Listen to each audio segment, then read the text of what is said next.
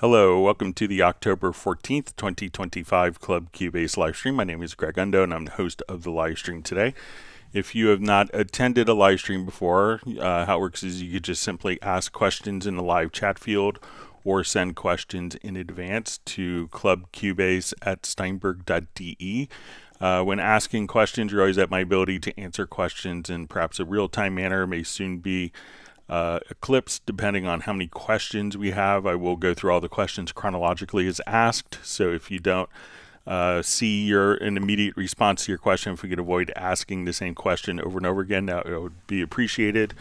When asking questions, if you could specify which version of Cubase you have, so if it's Cubase LE, AI, Elements, Artist, or Pro, or if you're on version 12, 13, or 14, like the version number and which operating system, that information is often helpful.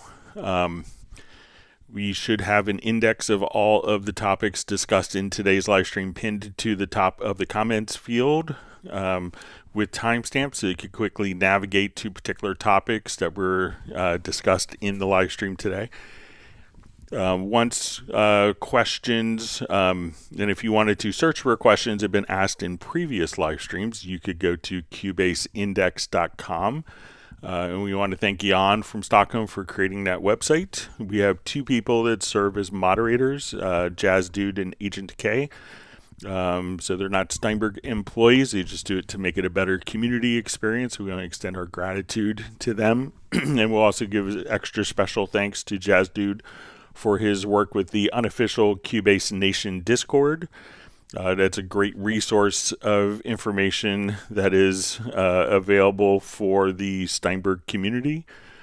So once again, my name is Greg Undo.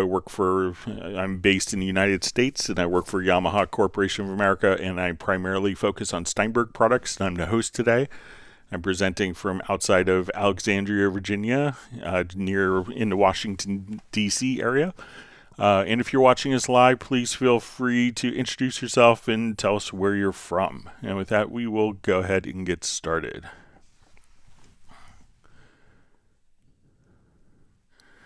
All right, so we see Stefan saying hello from Sweden to everyone. We have Jan from Stockholm saying hello to myself, Jazz Dude, Agent K, and the Cubase family. And we have VS Terranova, or VST Aranova, joining from Amsterdam. Michael Hovel saying hello to everyone. We have Ted Carpenter as well. So we have Flyv, says joining from Winnipeg. All right, so Ted Carpenter is the first question. Hello, Greg. It's Ted Carpenter from DC. Can you show how to do harmonies using VariAudio as opposed to the create harmony voices option? I understand the sound. They sound more incredibly realistic comparatively. All right, so if we wanted to do it manually with VariAudio, what I would do, I think you get kind of the same results, but if we wanted to manually do harmonies, let me just switch to a different project here.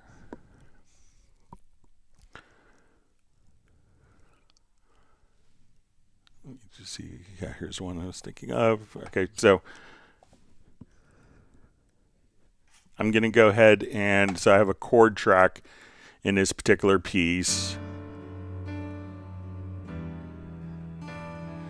And once we actually get started with this, what we want to do is I'm going to take like the harmonic foundation of this is going to be from the piano part. So I'm just going to drag this. Isn't a requirement, but it's helpful. So now we've determined kind of what the chords are from this particular event. I'm going to duplicate the track, my lead vocal track here. So we could just say, I'm going to duplicate tracks, and depending upon a preference, so if we come over to your settings and we go to editing, to audio, when we do working on shared processing shared clips, we can automatically create a new version a good thing to do, just to kind of make sure everything is kind of as you expect. We don't want to do harmonies on one file, and if it's the same audio file, have that harmony automatically change in both. So just to be safe, one of the things I always like to do is just to simply come over here and select one of the files, and we'll click on bounce selection. So now this is a separate, distinct audio file. Sometimes people will do audio editing on one particular file, and then all of a sudden when they go to and they have a duplicate of that file, the edits made in one file are automatically applied because it's the same audio file. So just be aware of that. So let's say we want to, so we have 2 tracks now, and let's go ahead and just, if we go into our VariAudio editor, we'll enable it. And then when we come over here, we can see our VariAudio editor. So right now we have our tracks that are duplicated. So let's say, you stare at the ground, not a sound. Tell me why. Okay, so now what I'm going to do is come into my VariAudio editor at this point. And I'm going to colorize. So we see our little color, like almost like our paint easel, our color palette here, and we're going to colorize based on the scales and the chords. So if I want it to come over here, so if we move a note to like an orange note, we could see that that would be out of tune. So now we're going to play the original file with this. But if I wanted to move this to a green note, we could know that that green note would be within the scale. So if I wanted to move this harmony up here, since we've changed our colors, we'll now come over here and straighten up the pitch on that. So now we know that since those notes are green and we change these to our colors, we can now just know that those will work musically. So it'll be kind of at the end of this phrase here, coming up right here.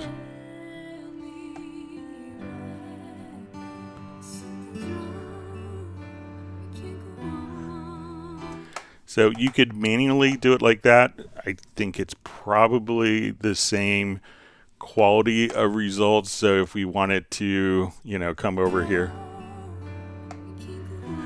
Now sometimes you may run into like little phase issues. So I still kind of prefer to come over. Let's say I'm going to remove this particular track. Now let's say we'll have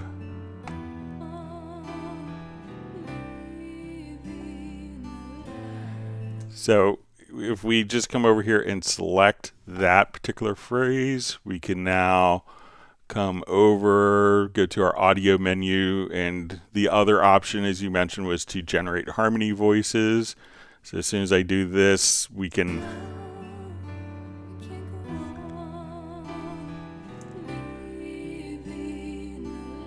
I'll bring the volume down just a little bit. Now what's cool about this feature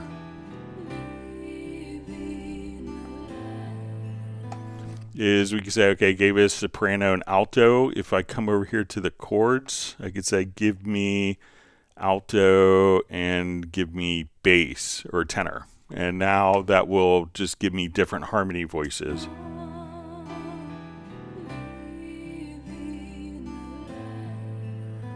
Or we could choose, so we could switch between 8 different selections for the harmony voices to have those. But if you wanted to, create your harmonies manually, just come over here, right click, duplicate the track. Make sure that if you don't have this preference set, that when you go to editing audio on processing shared clips, if you have that set to create new version, then when you go into your VariAudio, I could go into the second track here and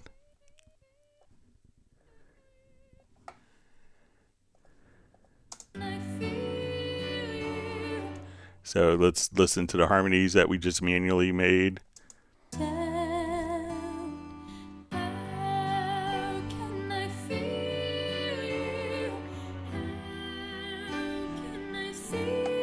So let's say we just want to come over. So let's say we want to take the CU and we'll create harmonies.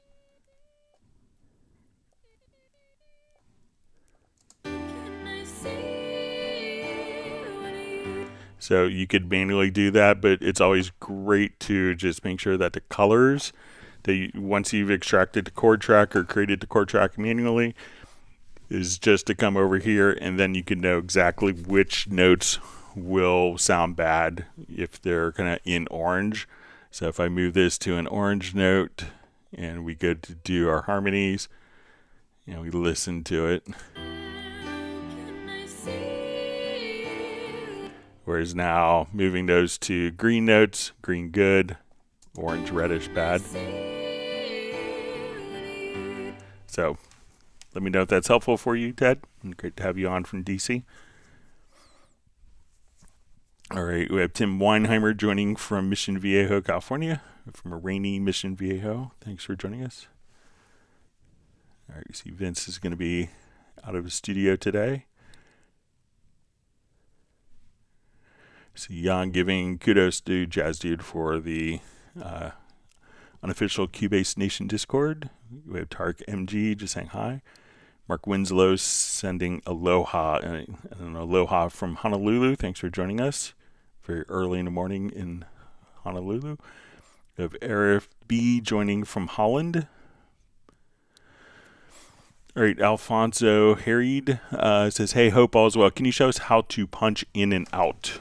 Okay, so let's say if we want to punch in on particular tracks, so generally, you know, for years and years, when we did punch ins, they would always be kind of tied directly to,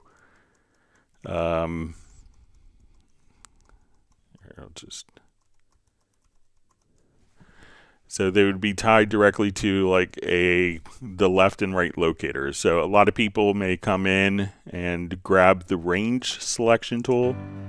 So let's say,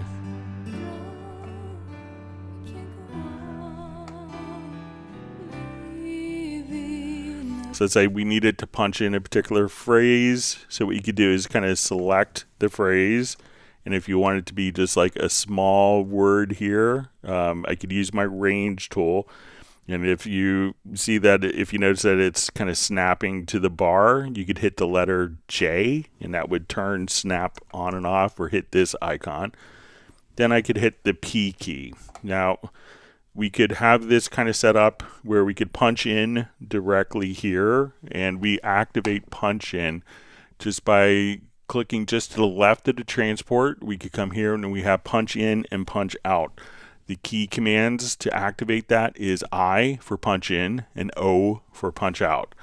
So if we have this track record enabled, as soon as I come over here, it will automatically punch in on this track right here and punch out. So we watch our video here. And we could just have that automatically punch just that easily.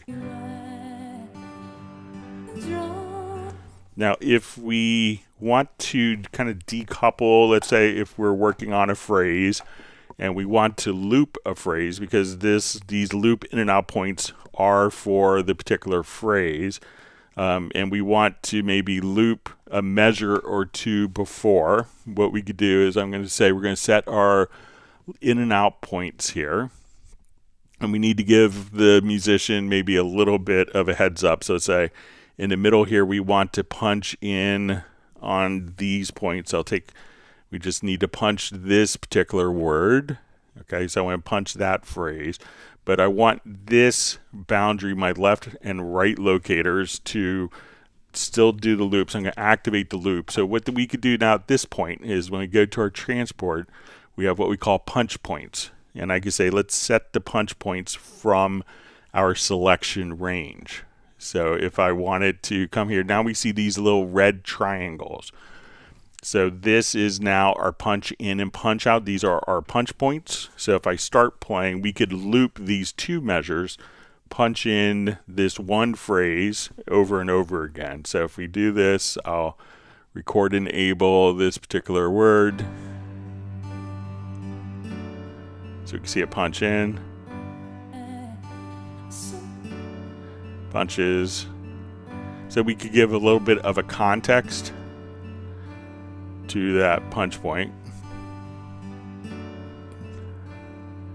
So that way we could have the loop not tied directly to particular punch in and punch out points. Again, to activate that, if we always want it to be locked, we can see this little icon is padlock. This would automatically put the punch points directly and tie them to the left and right locators. Once that's turned off, then we could go to your transport and we could, go to our punch in position, to our punch, or we could just say set punch in and punch out from the range selection so that we could just have that. But you always need to have I.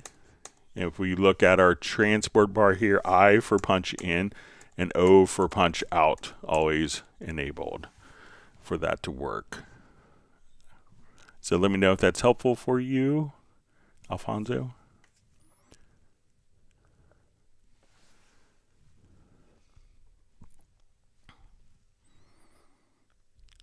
All right, we have Balsa joining from Montenegro. Thanks for joining, being online with us today. All right, we have Michael Dennis, Infectious Michael, joining from Arizona. Welcome to the live stream. Great to have you on.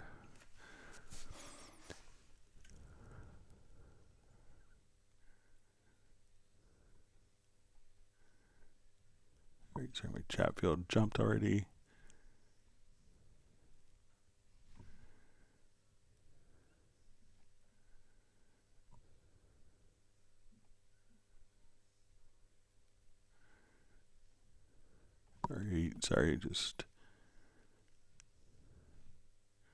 All right, so we see a question from Quellen. I just want to check the audio here on my end to make sure it's coming through.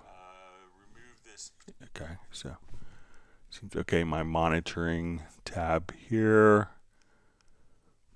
All right, so Quellen's question. Hello, Greg. Is it possible to hear transposed notes? I'm playing on my MIDI keyboard example. I play in A minor, but I want to hear it transposed to C minor while I'm playing the notes. All right, so let's come over here. Let's get to this piano, and I'll open up the instrument. So let's say if I wanted to do like a straight transposition, so we see I'm hitting a C note here. And what I could do is under the MIDI modifiers tab on an instrument or MIDI track, we can just come right over here and say, okay, we want to transpose. So if we want to go from A flat to C, let me just make sure that's the right one. I want to play A minor, but here it all transposed to C. So let's say we want to basically transpose up 3. So now when I play a C, while I'm playing a C on the controller, let me just come over here and open up the virtual remote. So when I play a C, it's now triggering an E flat. So if I play an A, that A is automatically transposing and having that play in the key of C. So let's go ahead and just see if we go to record that information. So I'm going to come over here. Let's put this track, the piano track, into record.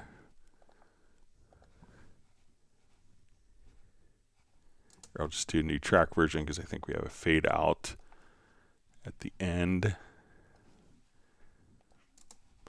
All right, so I'm going to hit record, and now when I hit an A,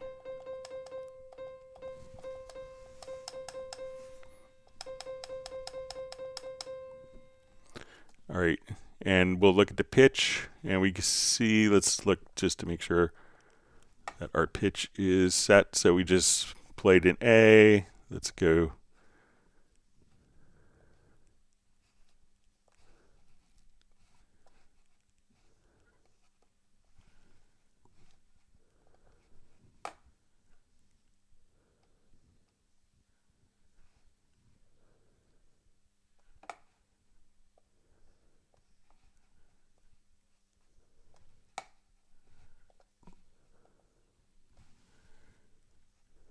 All right, so right now it's still showing as an A, but I think if we come over here, we could, let's see if we go to MIDI.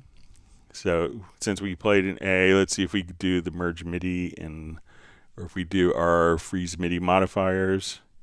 So now when we choose our freeze MIDI modifiers under the MIDI menu, so MIDI to freeze MIDI modifiers, it will now indicate the pitch that is sounding as opposed to the pitch that was actually recorded. So again, come over to your MIDI modifier tab, and if you don't see the MIDI modifiers, you can right click, go to your sections, and make sure that MIDI modifiers is turned on. We could change the order of it, but when you go to your MIDI modifiers, just transpose this up to 3 and it's going to record at the original pitch.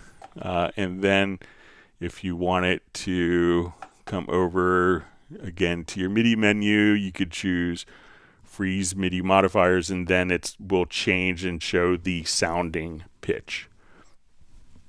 So let me know if that's helpful for you, Quellen.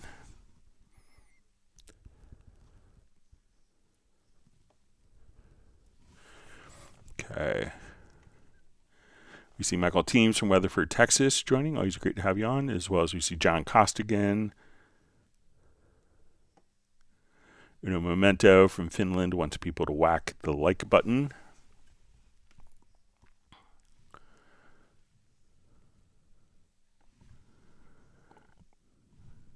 All right, and we see Michael Teams is granted Jazz Dude 1 gallon of raspberry swirl ice cream.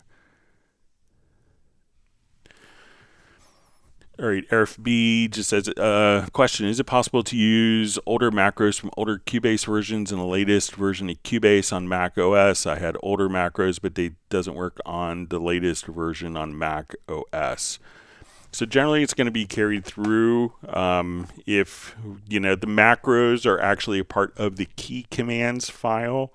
So when we come over here to the key commands, the macros aren't decoupled from the particular key command. So what you could do in your older version is simply save it as a preset and then open that preset. Then all of your macros will be included within the key command preset. And if you needed to find that, if we go, I can show you on Mac OS, but if you go to your application data folder, on Windows we could do that, but you could just come right over here. So let's say if you hold down the Alt or Option key on Mac and go to Library, and then we'll see Preferences, and then we can see under your Cubase 14 you'll see Presets, and then you'll see your key commands preset. So if you save it as a preset in your other older version, you could just copy it into the key commands preset directly in the new version and carry that over.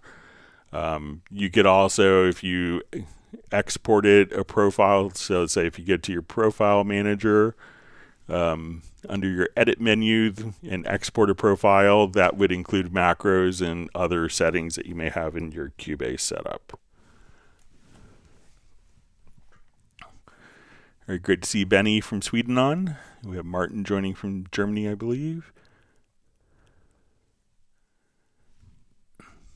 All right, Michael Teams was wondering about audio and says he may attribute it to his kerosene-powered internet.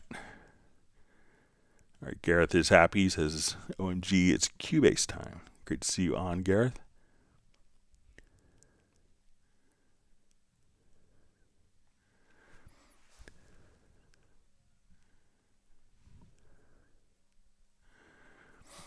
So you see Fly V says I have a track that I mastered and created using MIDI. It has a chord track. I try to use the tempo detection. It's all one tempo. It doesn't change. Is that normal? Sometimes on, programmed music, that's very kind of rigid to the beat, you may not have tempo changes. A lot of times people, think they have something that's programmed, but if it has like a swing feel, like a dun dun dun dun dun dun dun dun dun dun dun dun dun, that when it does the tempo detection on every beat, if beat 2 and 4 are a little late, that would create kind of a tempo map. But there's some tracks that are going to be programmed if they're kind of very straight and don't have swing. Tempo detection may pick up just one single tempo, so it could really depend upon like how the track was created. All right, Michael is happy that Gareth has arrived. The great Gareth Kitch has arrived and has granted him 1 gallon of cherry vanilla ice cream.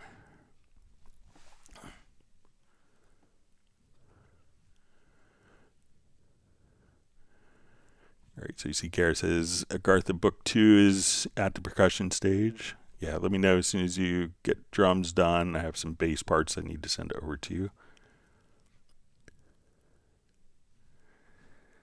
Gareth says, tell Nashville we have a drummer who can record 17 songs in one day. Pablo's good. All right.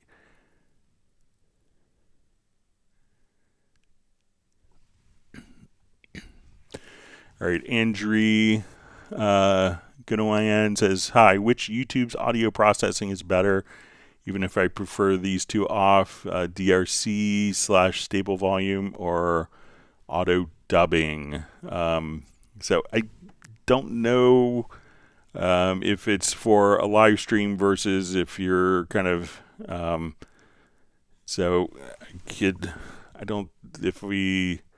me see if I look at, if we open up, I just kind of use the standard settings in OBS. So let's say if I come over here, let's see if I could make sure I didn't mess everything up. So maybe other people could share some insights. I haven't, I'm not sure if it's for you, if you're streaming on YouTube versus putting a particular file, versus, putting a file on YouTube for playback. All right. Wonderful to see Brian Sawyer on. Says decided he would spend a day for last Friday in ER instead. We hope you're feeling well.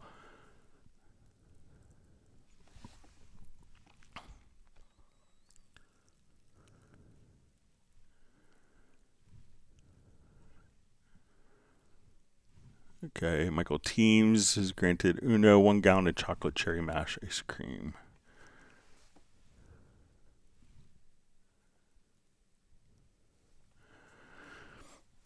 So you see from Rob Schmedeke from Tarpon Springs, Florida, says, after dissolving a Groove Agent drum track, is there a way to populate the names of each instrument drum sound that's now on its own channel in the project? Yeah, so I think, let's take a look, because I think that the naming conventions could be maybe that we could maybe use a project logical editor to change. It may like put the name of the instrument as opposed to the name of the sound first when it breaks those apart. So let's take a look. Let me activate this project. Okay, so let's say I have like a Groove Agent part here. So we'll just solo this and then I'll break this apart.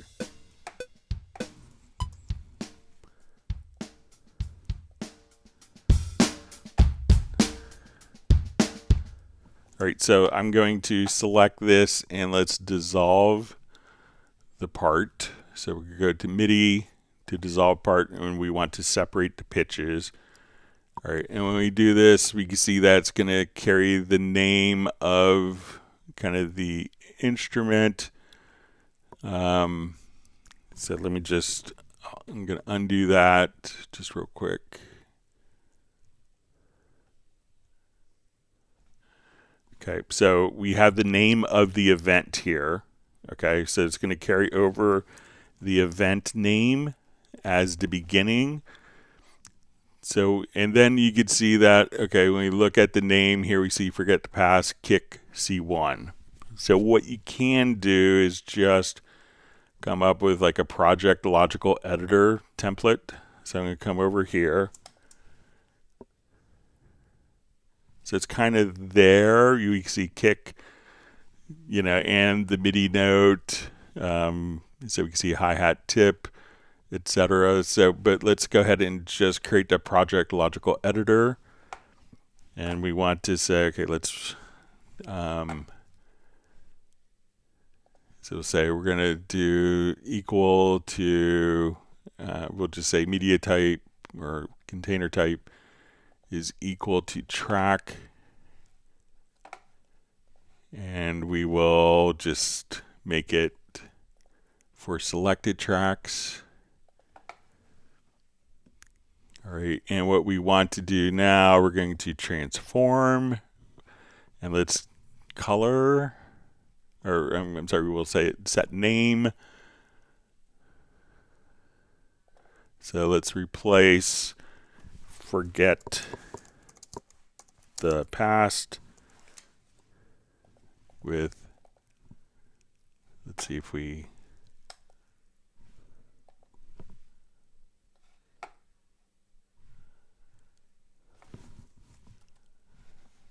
okay, let's see if we could just,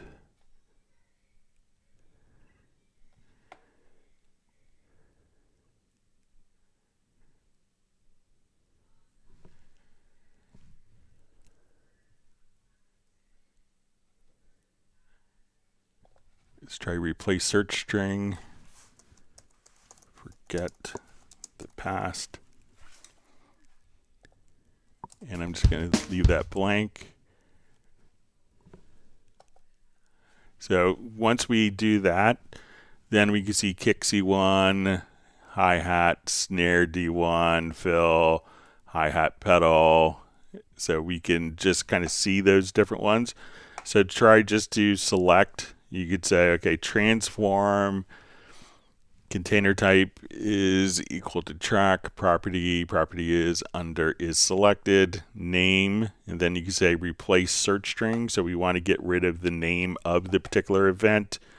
And at that point that will, so we go from everything being the name of the original event to getting rid of the name of the event just by choosing transform, selected tracks, name, and we want to replace the search string forget to past, and then we could just leave the second field blank, and then that will just get rid of the name for you.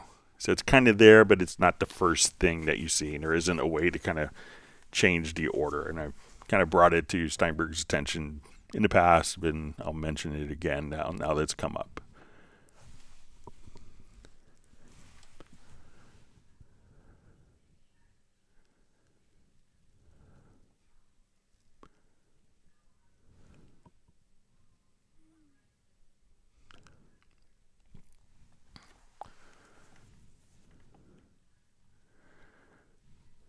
Okay, Andrew Gunawan, what are the advantages and disadvantages of adding a multi-rate mode into a DAW to allow tracks to have its own sample rate so that it would avoid unnecessarily resampling before processing with VSTs?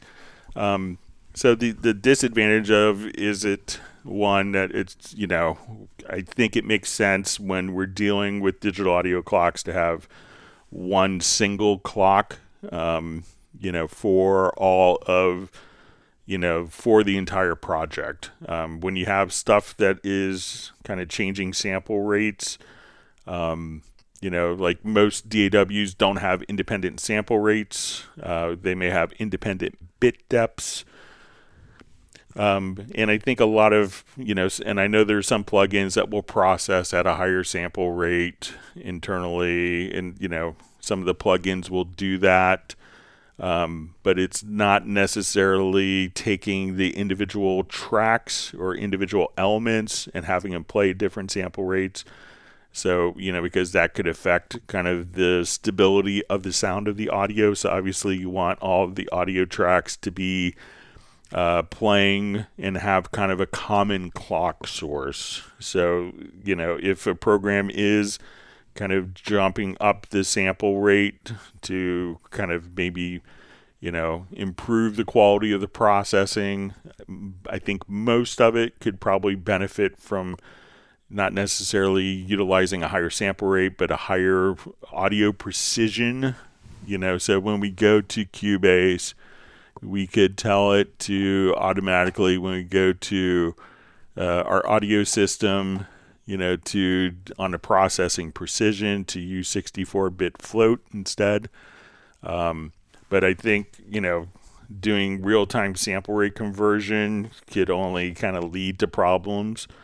That would be my thinking on it. And then what you're doing to automatically have some tracks play at higher sample rates because they have a particular plugin on them and others not. Would they really completely coalesce? Would they be sample accurate if one track has twice the resolution of all the other tracks just because a particular plugin? So I would tend, if I had the ability to set that, I would choose not to, because I'd want all of the audio to be kind of a unified sample rate, and there's, arguments for having multiple bit depths. If you have a source recording at 16-bit and you wanted to, record 32-bit file on top of that, that makes sense. So, currently there's multiple bit depths, but one common sample rate.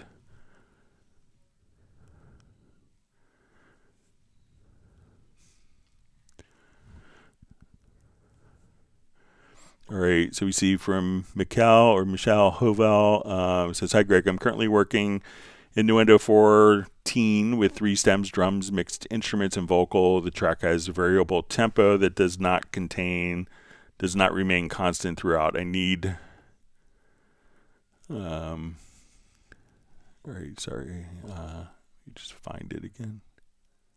Chat field jumped. Okay, so it's, "Hi Greg, I'm currently working Nuendo 14 with 3 stems, drums, mixed instruments, and vocal. The track has a variable tempo that does not remain constant throughout. I need to map a fixed tempo for the entire song, but I'm having difficulty in sections where the drums drop out or aren't playing. This makes it very hard to accurately determine the beat or rhythm, especially during solo vocal passages, and want to ensure the tempo mapping is precise. Do you have any tips on how to effectively tempo map a track when there are no clear drum hits or transients to reference?"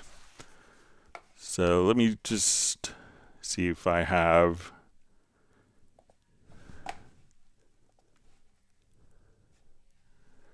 I mean, you could always kind of manually do it. Let's see if I have something that might not have like a clear transient.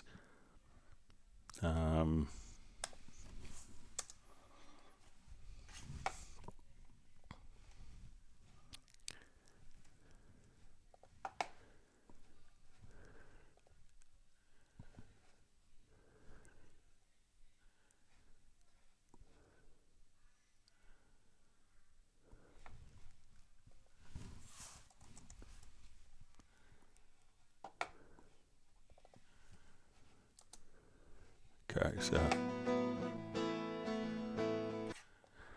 all right, so say if we want to kind of take this, I mean, we have some transients obviously, but let's say not drums going on. All right, so I'm going to come over here to my project, to the tempo track.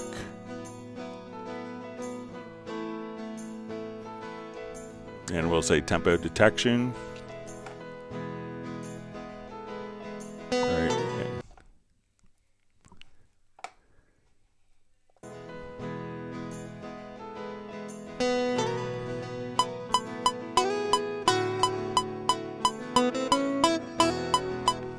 So let's say maybe I want to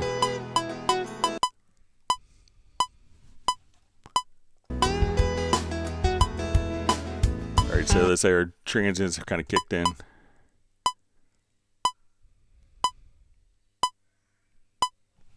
Alright, sorry, let me just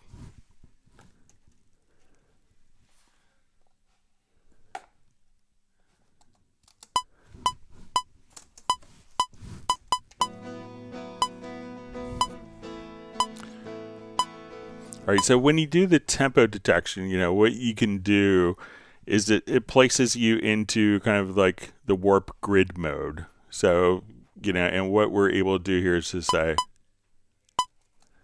just change this one preference here. Hang on.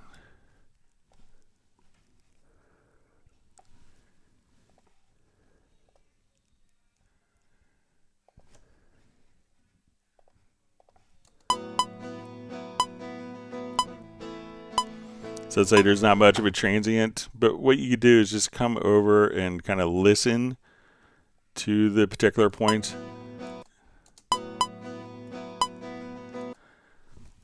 And we could say, okay, we want, you know, I want to change, let's say, my meter here to, I'll leave it at, and, you know, what you could do is just simply kind of move the measures here.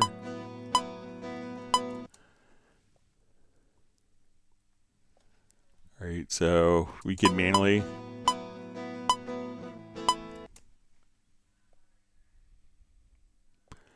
and then as we do this, we could just kind of tweak the tempo map.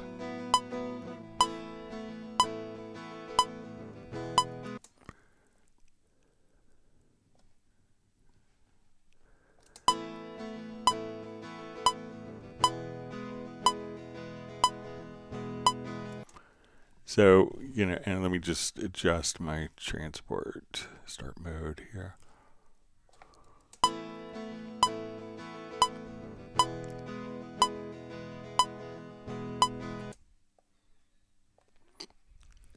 So, you know, you could manually, if there's nothing there,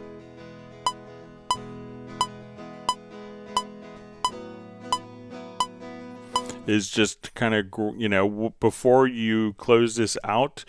Now, once you do this and this button is turned on, it's automatically going to kind of calculate the tempo from that point on, and it recalculates the tempo. So what I would do is just simply come over here, and then, you know, it places you in that mode because it realizes, you know, that if you need to tweak the tempo, the detected tempo, that, you know, it puts you into that mode so that you could just now, you know, in essence, just move that tempo, you know, to match the existing music. So just kind of listen to what's going on if there's no transients. So obviously when transients come in, like we have,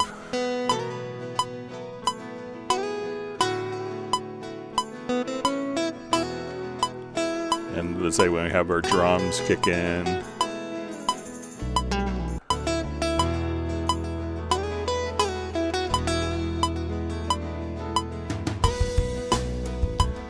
so then it's going to be kind of much easier to detect, but I would just simply come over here where in the acapella sections, you know, before you know, just simply come over here and manually move, and then, you know, it will just kind of do the tempo detection afterwards. So let me know if that's helpful for you. All right, Jan has received 1 gallon of almond praline ice cream. I think that's a new flavor. Sounds good. Garrett says it'd be far easier to just have a consistent sample frequency and bit depth in a project from a logistical and processing point of view. Yeah, I think, you know, different bit depths are fine and easy to work with, but sample rates, you know, I think should be consistent. All right, Matt Elston, great to see you on. And Michael Teams has granted him 1 gallon of Kahlua mocha ice cream.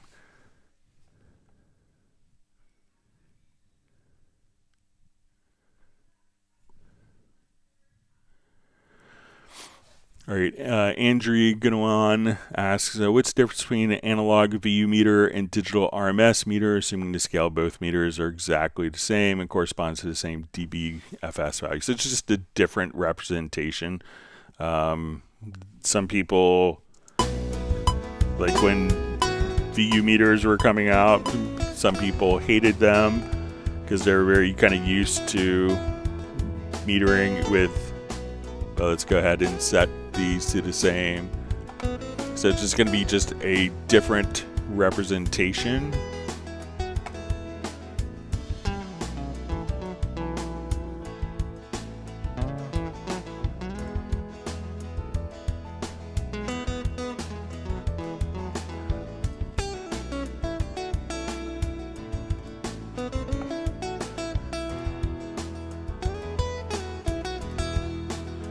So it's just really, at this point, I think some people would find whatever, if you grew up on VU meters or have a nostalgia factor on VU meters, that, you might like those, and it's like, oh, it just looks cool, and, it looks like, all the cool videos I saw of sessions from the 60s and 70s with VU meters.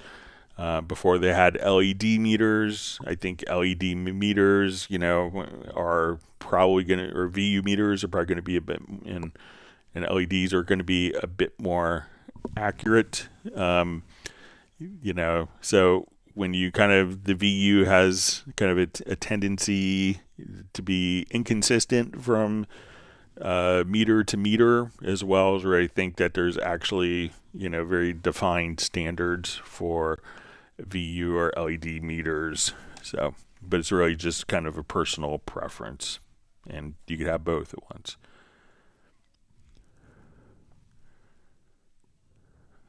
All right, so we see Matt Elliston's very happy to receive his ice cream from Michael Teams.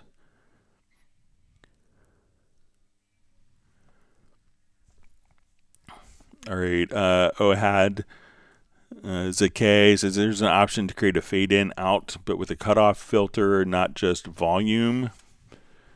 Okay, so let's say I want to take just this section, like where the drums come in.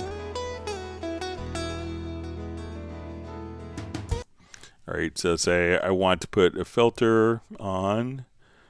So let's just put an auto filter. So let's just play around with.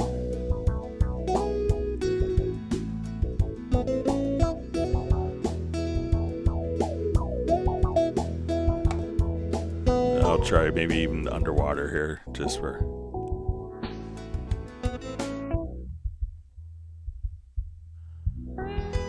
All right, so I'm going to right click on this and we'll show the automation track for that particular lane.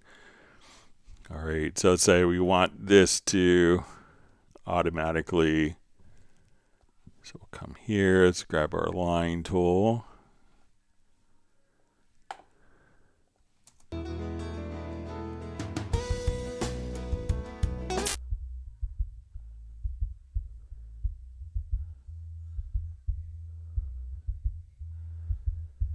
Or you could run it into, so if you want to do this faster, but I'll just do it slowly here.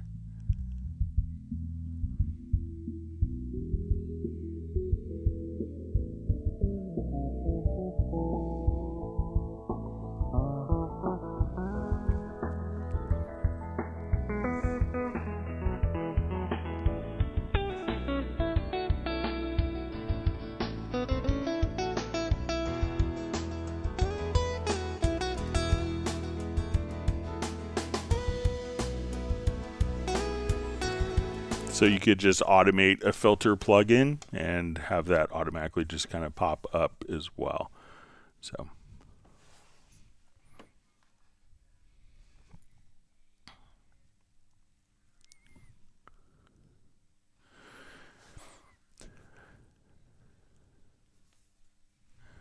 All right, Chris Higginson says, hi Greg, is it possible to humanize MIDI notes that have been inputted with the step input so they're not rigidly tied to the grid?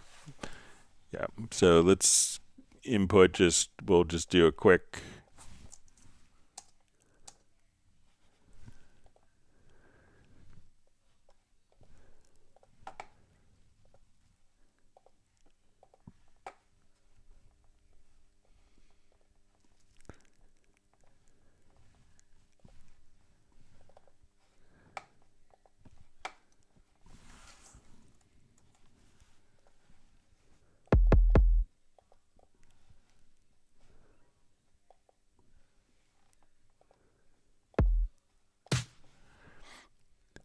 Okay, so let's make just a super strict pattern here.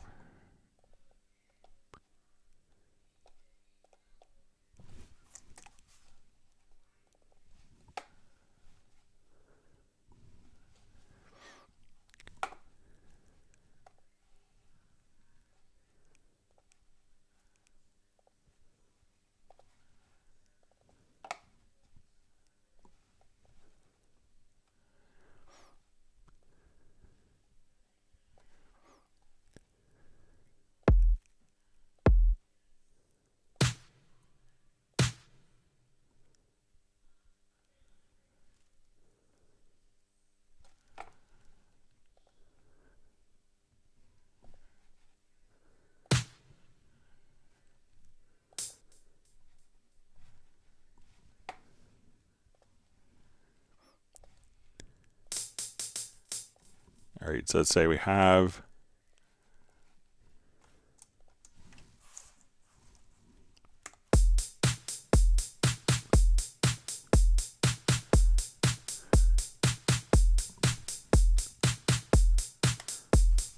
all right, so it's a very straight. All right, so if we want to come over, so there's a couple different ways. One is just to, if you go to like MIDI inserts, there's a quantizer plugin. So we could say, okay, let's come over and I want to add a swing.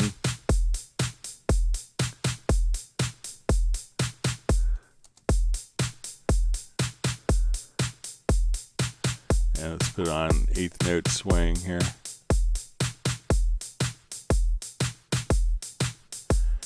So that's just playing it back through an 8th note swing pattern. So we could put swing on that way. So if we take this plugin off, so it's still playing back at very straight. Now we could also do like randomize. So we could say, okay, I want to, if we go to our MIDI modifiers, open this up and we could say, okay, we want to randomize the position, and we'll say so we'll adjust our position, we'll say 10 and minus 10, and we could increase this a little more to make it more obvious.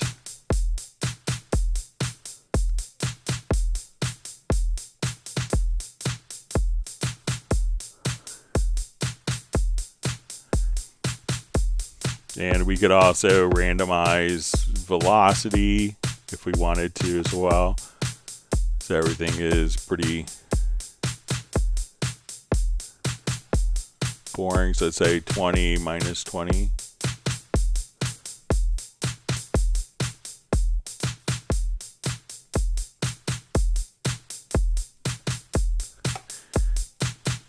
And we could also just come over here and say, okay, let's take our velocity, and then we could have velocity variance as well. So we could say, okay, like every other velocity, I want it to, you know, maybe be a little slower, like lower overall.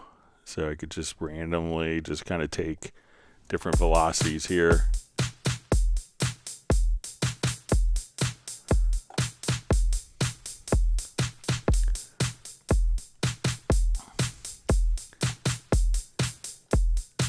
So if we wanted to take off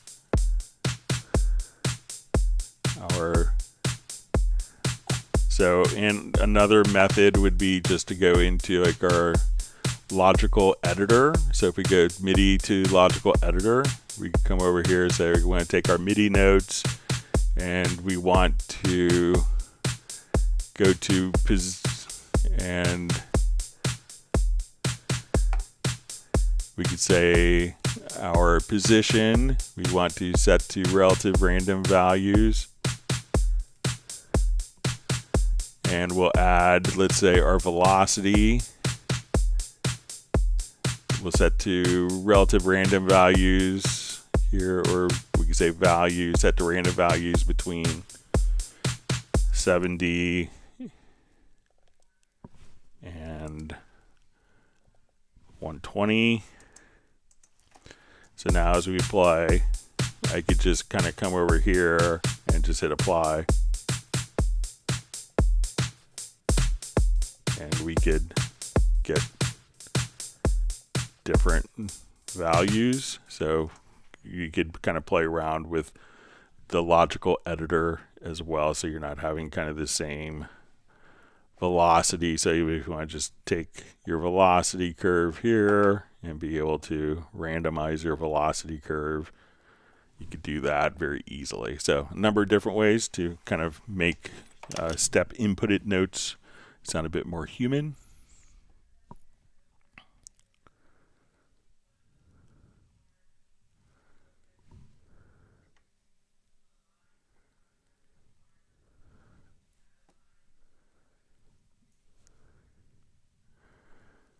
Okay.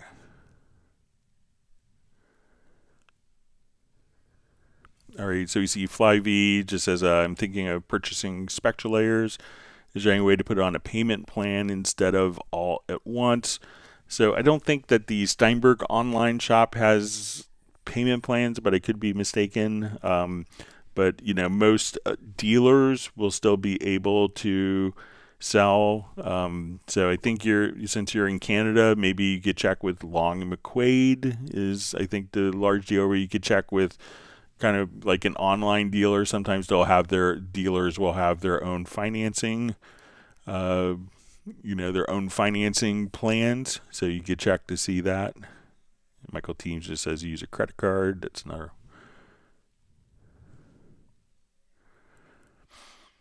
All right, Andre asks, are mid-side true peak meter bars useful, and what are the complications of implementing an MS peak meter in multi-channel format, 2.1, 3.0, 3.0 stereo quad, 5.1, 7.1 Atmos, etc. So I think generally, for object-oriented, I think that where the mid-side is, and I could be mistaken on this, but I would think the only place that I would think to employ kind of a mid-side would be in a stereo field, because you're just kind of doing the mid-inside, when we're dealing with like, mid-inside EQs. So let's say if I wanted to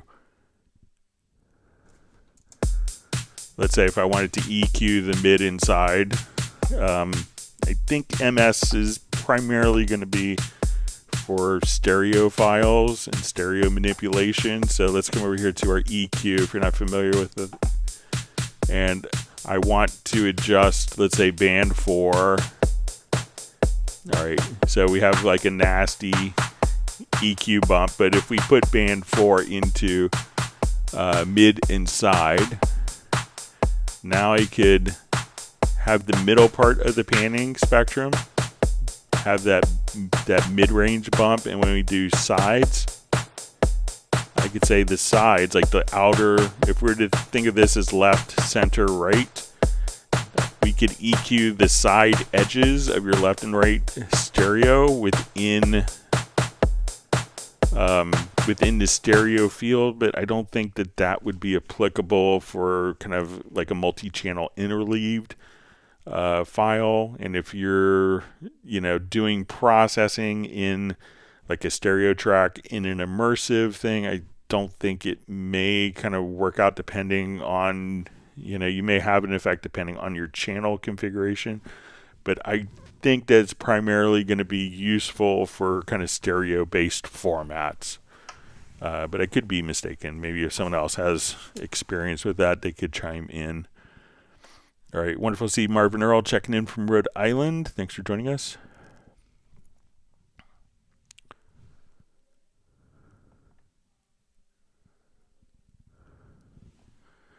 All right, and Andrew just says, by the way, I've tried FabFilter Pro L2 to duck out bass and other sounds when a kick drum with its external side chain.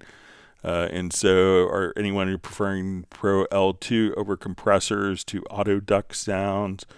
So most, and what we could do here, if you want to do something very similar, so, it's, a dynamic EQ. So if you wanted to, let's say, put channel 2 here, we could activate dynamic mode for the EQ. And now once we come over here, we could just say, okay, I want, to edit the ratio. So we could, use built-in tools to like frequency to come over here and be able to do ducking without having to have a third-party solution.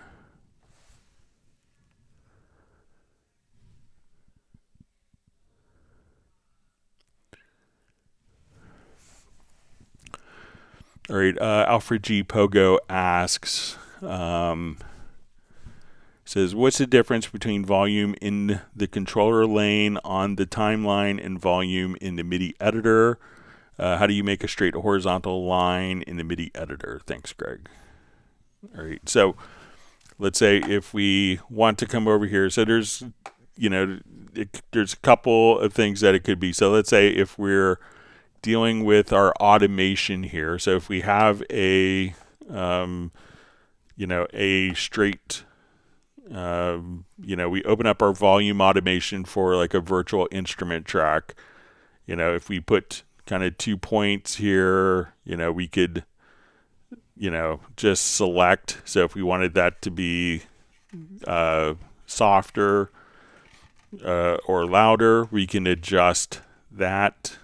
We could also, if we want to just select the range, so if I just come right over here, we could take our automation, and then when we go to the top center, we could bring everything up or down straight here. So as we do that, that would give us a vertical line. Now this is going to be the automation that ties directly into the mixer. And there is also clip gain. So if we wanted to come over like on an audio event, we could have our clip gain. But we could just do our automation. And this is going to be what's tied directly into our mixer. So now when we want to do this on a MIDI track in the MIDI editor, MIDI itself has a series of MIDI continuous controllers. The 7th MIDI continuous controller is called main volume. So if we wanted to come over here, we could choose in our controller lane. So right now we can look at velocity so that when we select a lane in our drum editor, we could see the velocities. And the velocity represents how loud, how loud each key or drum pad was pressed. And with drum sounds and a lot of instruments, that could do the different dynamics. So if we wanted to come over here, let's solo just our kick drum here. So if we have this and we adjust our velocity down, we'll see that these will be loud.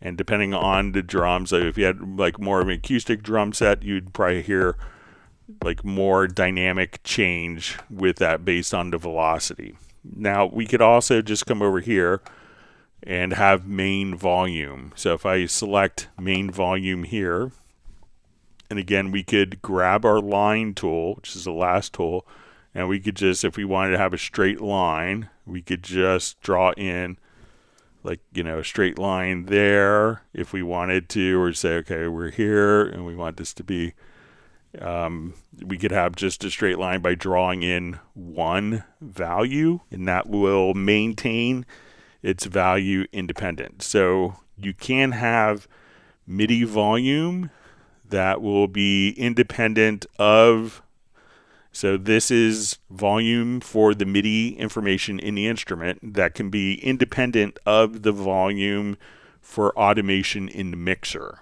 So just be aware of that. So those two can work together or they can fight against each other. Now, at times, you could also come over and say, okay, we want to have our MIDI.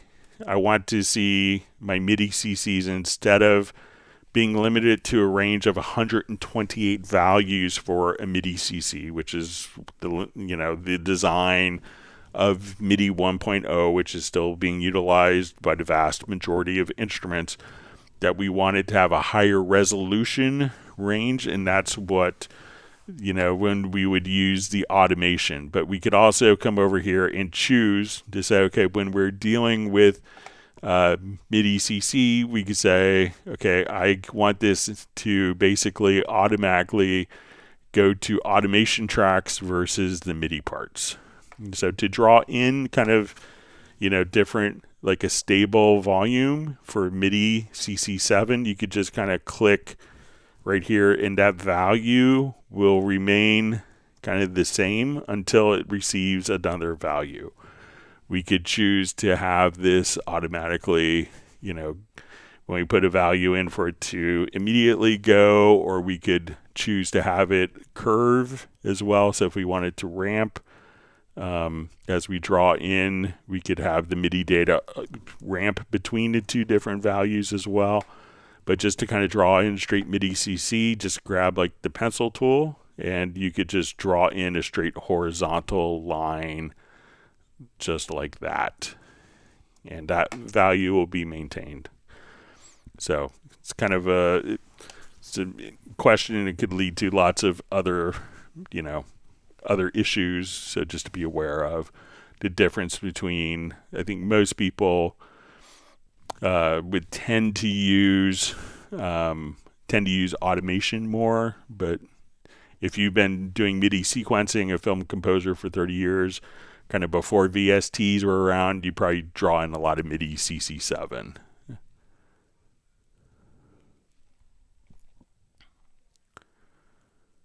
Okay.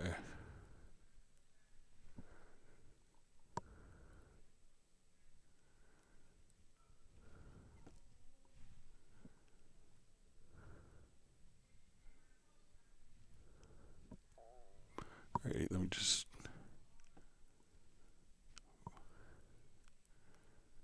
Okay, so next question we have, question from Balsa. When using Alt plus Shift Q-Link in a project window to control an effect on multiple tracks, do we need to hold Alt plus Shift the whole time?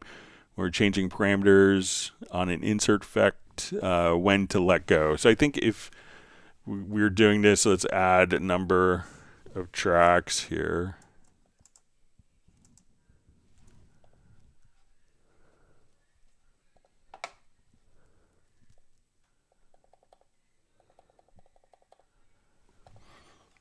Okay, so we go to my mix console, and let's open up, it's our insert effects. So if I want insert effects to be applied to all of these tracks, if I hold down my Alt or Option plus Shift, will come over and say, okay, I want, the black valve compressor to be applied to all of the tracks. Right. So now when I held down Alt or Option plus Shift, we've at this point added all the tracks. So if I release and turn off and don't hold down Alt plus Shift, I can now come over here and edit individual tracks and see that they will have independent settings.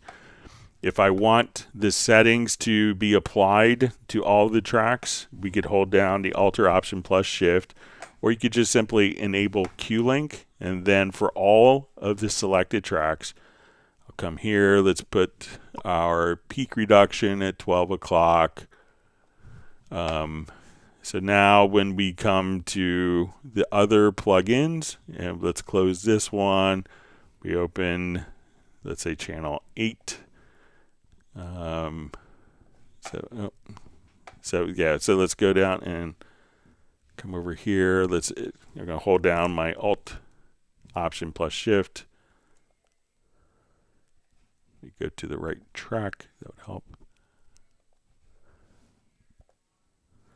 So when I want to change the value, now that should kind of change the value for all of the other ones. So just kind of keep it held down, and then as you kind of tweak your parameters, so let's say, okay, I want to come to this filter. Let's do dual filter here, and I want, these parameters to be in the center. And if we add that, let's say, to select that, add a plugin, let's just do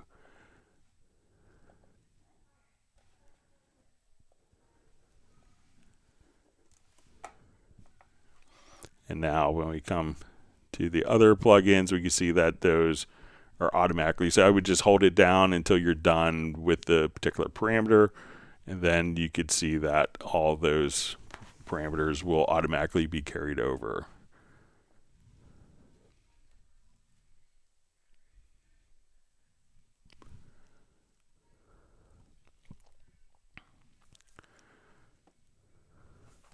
All right, John Raham just says, after generating chord track from an audio file, if you drag the chords to a MIDI track, they don't time constraint and end up off the grid. Is there a best method for getting them gridded and MIDI? All right, so let's take a quick look. Let me close this project.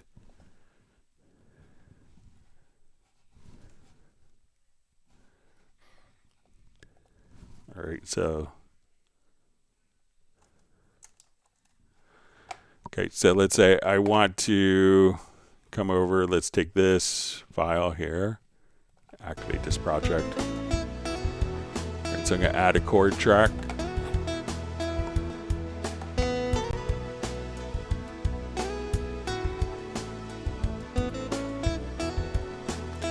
All right, I'm going to add an instrument sound.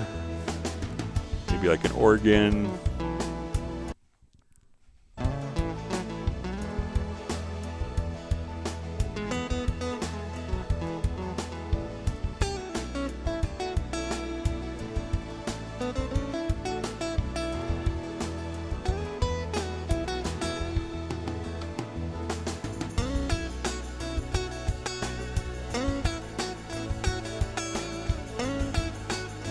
All right, so I'm going to come over here.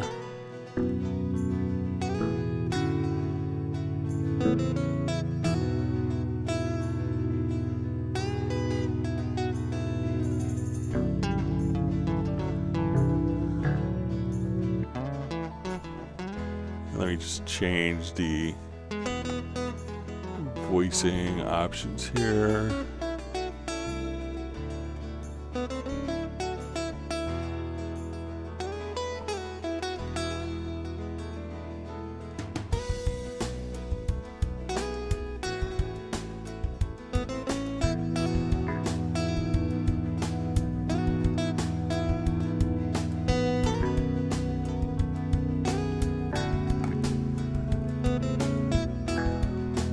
Transpose this up an octave.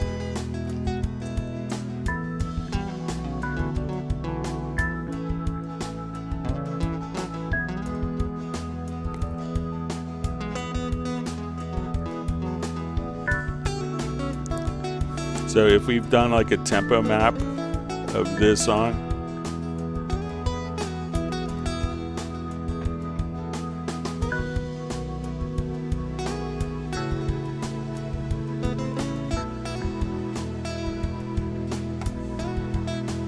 let me just try like maybe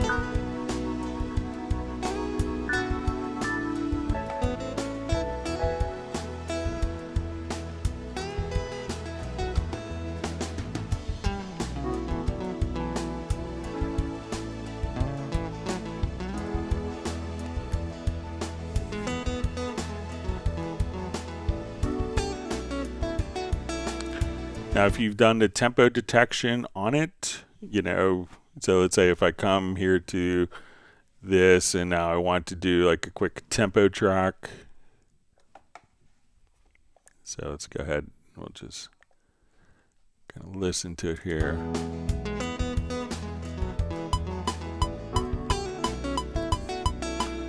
Then I think if we select all of the events here, we could quantize.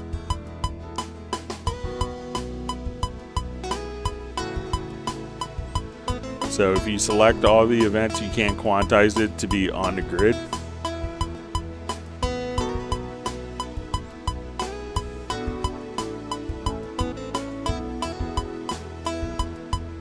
And then have that align a little bit better. So once you have a grid, you can quantize the chord events to being on the grid.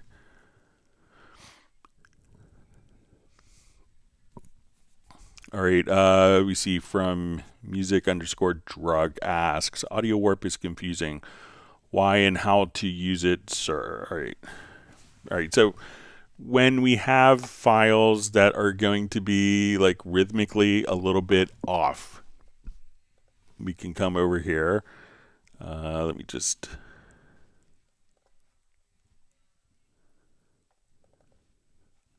Gareth loves when I play this song.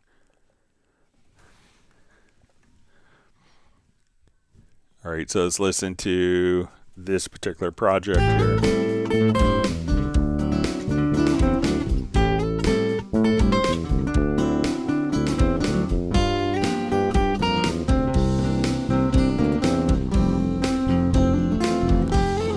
So let's listen to a guitar.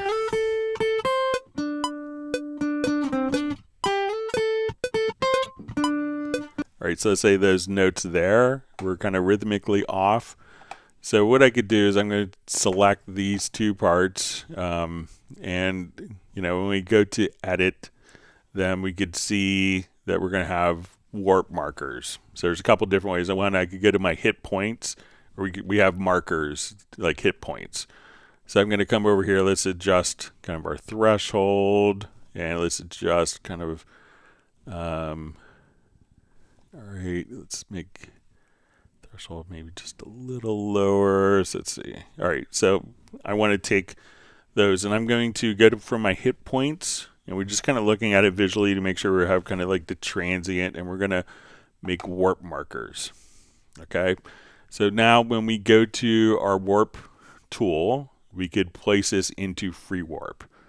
So let's listen to like our grid.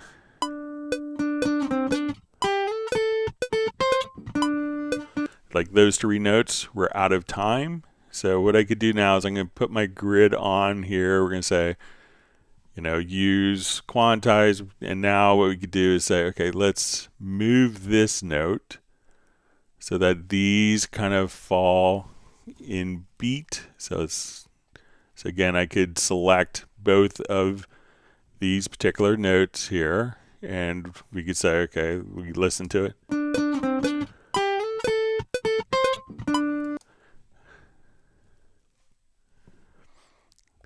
So now we want that to kind of snap to being musically kind of on the grid.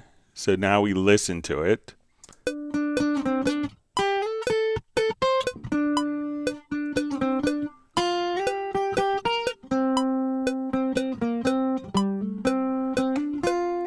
So let's listen to like the bass.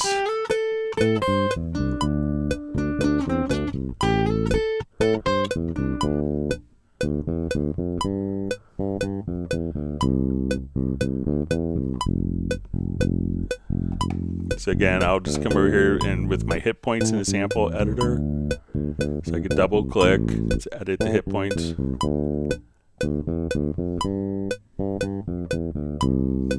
And create warp markers. So now I have my warp tool.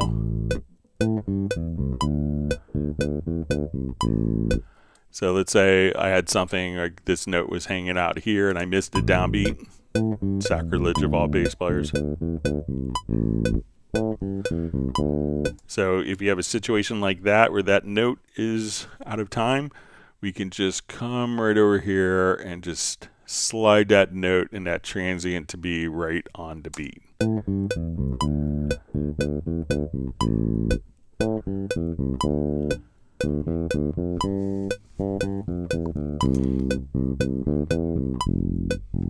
Like maybe that transient was a little late, so I want to take that transient and just knock it right on the beat so that now rhythmically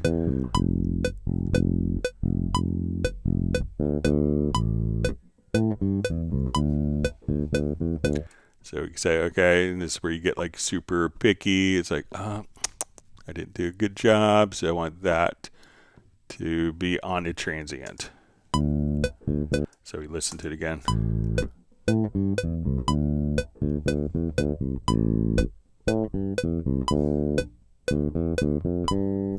Like that might have been a little early. Let's take up, it's a little late. So let's move that transient right to the downbeat.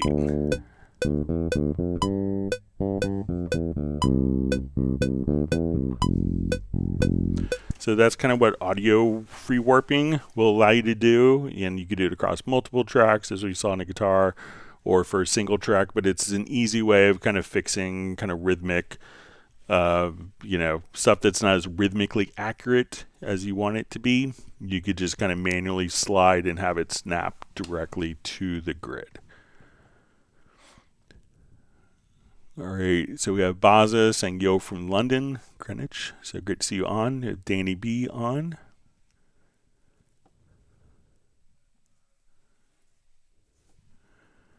All right, so we see Michael Dennis just asking how you find the Cubase National on Discord. So I think Jazz Dude provided that link. So G Dragon Gaming says, what software are you using to transfer audio from Cubase to OBS? So currently I'm just going, I have my system I've had set up for years. I'm probably going to incorporate MixKey into it, which Steinberg just released last week. But when we actually look at, I have one audio interface for Cubase, so my Cubase is using Steinberg UR24C audio interface, and then I take my microphone and my audio interface and I connect it into a Yamaha AG08, and the AG08 is what I have set up in OBS as my input. So when I come over here, this way I could change sample rates without any concern. I have a button in case I need to clear my throat or cough, or my son walks in the middle of a live stream, I could hit the mute button.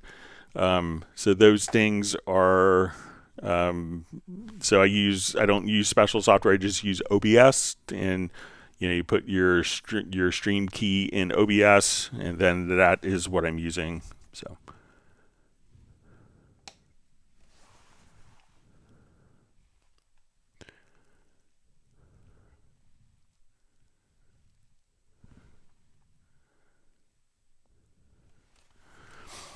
All right, so Michael Dennis asks, I realize that whenever I try to use Zoom Live, either Cubase for my Windows computer, even my audio interface, I can't hear sound on the Zoom Live stream. Why is that? Because depending on your audio interface driver, so if your audio interface does loop back, you can just simply, like my audio interface I use for Cubase, because you have one audio, most of the time it's a limitation of the audio interface, but my audio interface I have here is going to, we're going to use, so when I go to my Steinberg UR24C, I have one driver, so it's the same audio interface, but I have one driver for DAW. That's what I use in Cubase. If I wanted to send the audio out from this, I could send it into my audio stream, so that could be Zoom or into OBS. And then I have a separate driver that's just for my voice, so I could do voice processing. Steinberg has just released a utility that could also simplify this if your audio interface isn't smart enough to do that, called MixKey. And you could get this as a free download, so as soon as I come over here. I could have different sources, so I could have my Cubase audio. So as I play back my Cubase audio here, and if we have the audio playing kind of in Cubase, we could have the audio. I could have my microphone picking up audio. I could have different programs that output audio. And then I could use this to send into like OBS or into Zoom as well. But so if you're looking for a software solution, you could download and use the public beta of MixKey currently and take the audio from different applications that are transmitting audio and use that. So check out MixKey, new Steinberg solution. Kind of solves a lot of problems.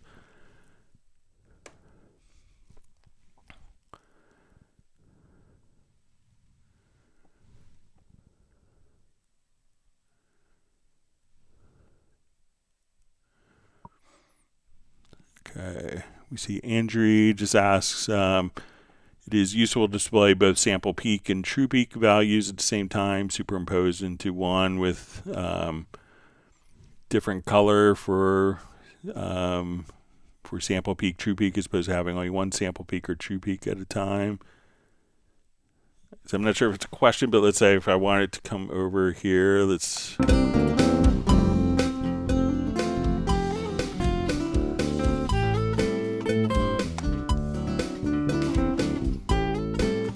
when we go to like the settings,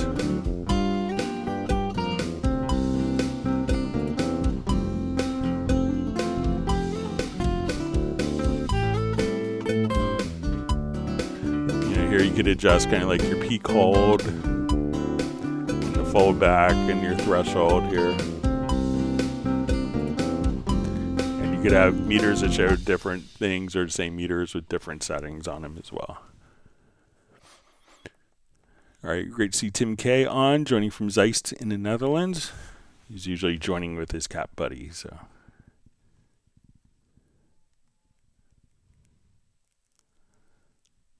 All right, Tim K has another band name idea, that algorithm section. That's clever. All right. All right, Andy Schaller is joining from southern Germany, apologizing for being a little late, so you don't have to worry about being late. Just clear my throat. Hang on.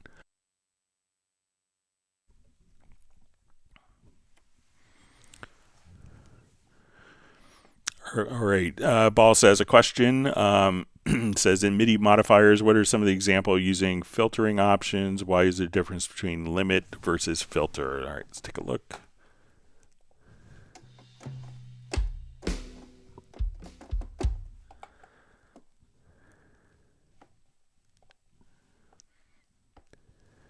Okay, so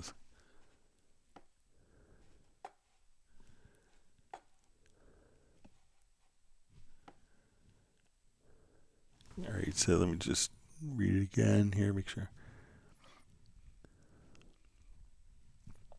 Okay, what are some examples for using filtering options? All right.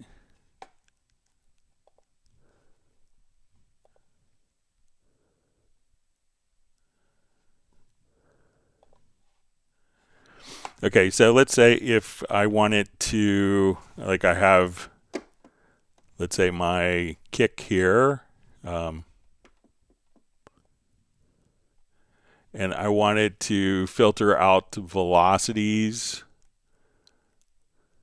All right, so let's say I want to filter out velocities from, let's say 100 to 127.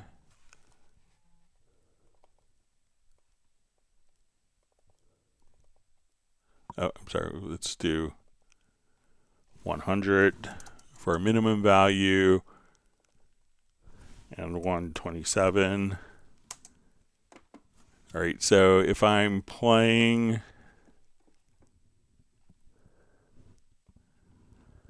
this, what we could do is now we could filter out, velocities between these particular ranges. So that way, and if we want to come over here and set a note limit, so I only wanted this particular track to play notes from C1 to C2. We could put up, we can put up our different limits here. So now that will filter out notes from C1 to C2. So as soon as we could limit the range of notes, we could, and let's take a look at our note filter. So here, if we wanted to say, I wanted to filter out notes between C2, or let's say C3 and C2. Now it will play every note except for notes between C2 and C3. And if we wanted to do our velocity filter, at that point we could say if we don't want velocities between 50 and 70, we could allow all velocities to pass except for notes within that particular velocity range that we chose to filter out. So let me know if that makes sense for you, Balsa.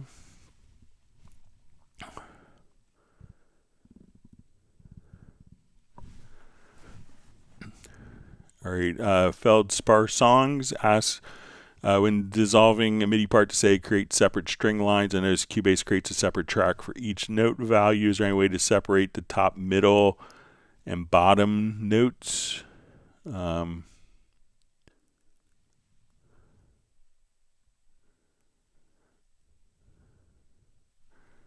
Okay, so when solving, we say create separate string lines. All right, so let's say if we have, just jump to a different project here.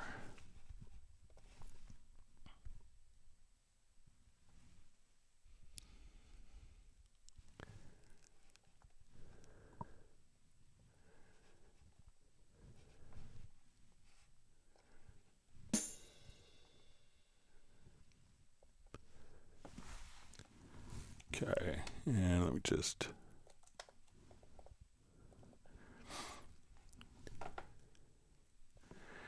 Okay, so I think that when we come here, we could, let's say we have chords, and we look at it, we could assign our different voices for chords. So I'm going to come over to this part and let's go to our chords. And I think if we just go to voicings,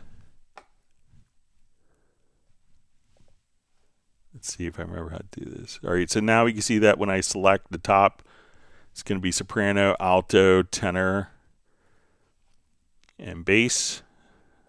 So once we kind of have set the voicings up in the chords, we could now go into like your logical editor. And we and we can say we want to extract to a track. And we can say and there may be presets for this, but we'll say we want to extract notes. And we'll say like property is set to, let's see if it's maybe context variable equals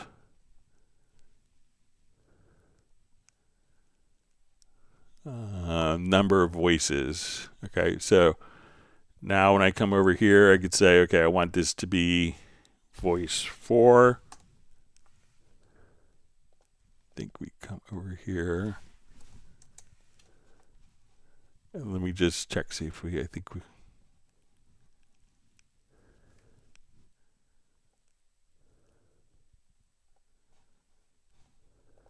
Just see if there's like a soprano one.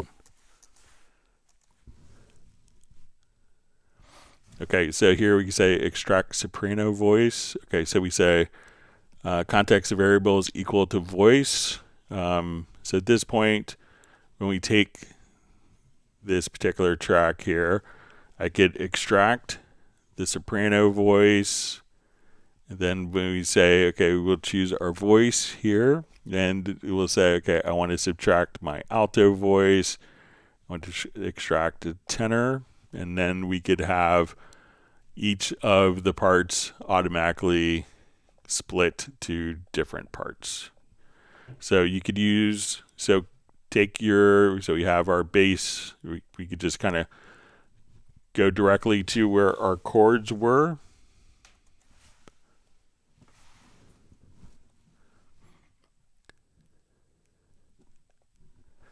And come over here, just go to voicings. And then in the Project Logical Editor, you'll see extract soprano voice, but here you could just choose to extract soprano, alto, tenor, bass to different tracks. And you could create a macro that will just do that for you automatically, all three, so you don't have to do them one at a time.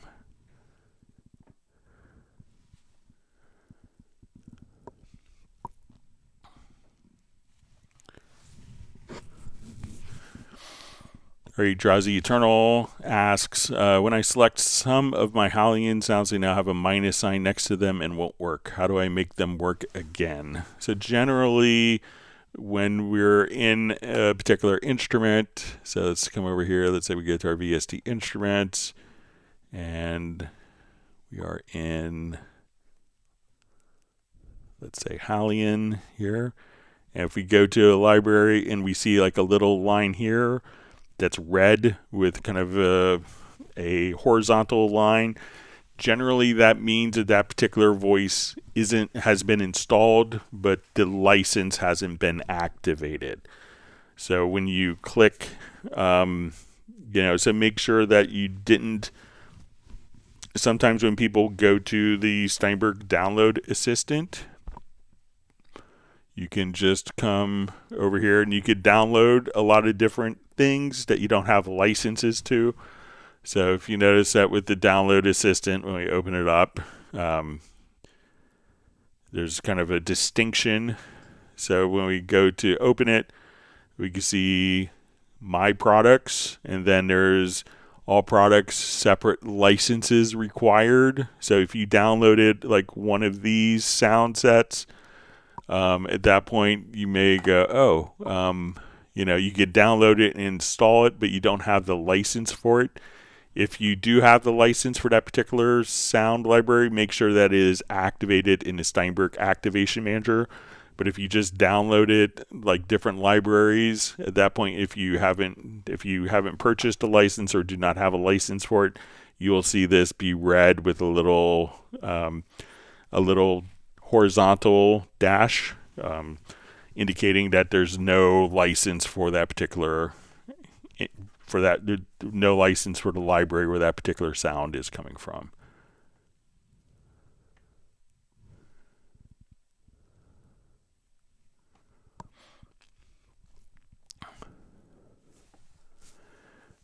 All right, so you see Ben Tyreman just says I had a problem with direct offline processing, kept crashing the system. Any ideas on how to prevent this? So let me know, when we do direct offline processing here, let's say I'll do this particular drum beat, I'll select this, we'll open up our direct offline processing. So sometimes if we get crashes here, it could be maybe if you were, so let me know if you're doing like a particular process or if it was a plugin that was being used. So if I want to come over here, I could just have, complete control. So say, okay, I want to put a delay on this. Let's come over and put our studio delay on. So when we do this, all these particular functions, they all seem to work, but if you're having a plugin that's misbehaving and you're doing an offline process with a misbehaving plugin, then it could be the plugin that's crashing the system. So let me know if it's like an offline process or a plugin, or if you notice every time I use this plugin in offline processing, it crashes or misbehaves. If you could let me know that would be helpful.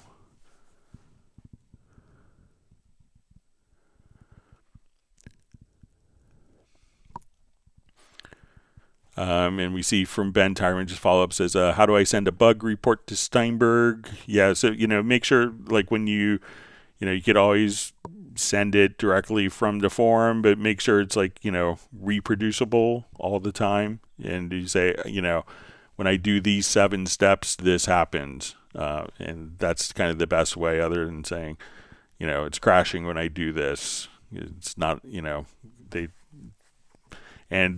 you do a crash, your system will capture like a usage log that you could pass on the crash report to Steinberg as well.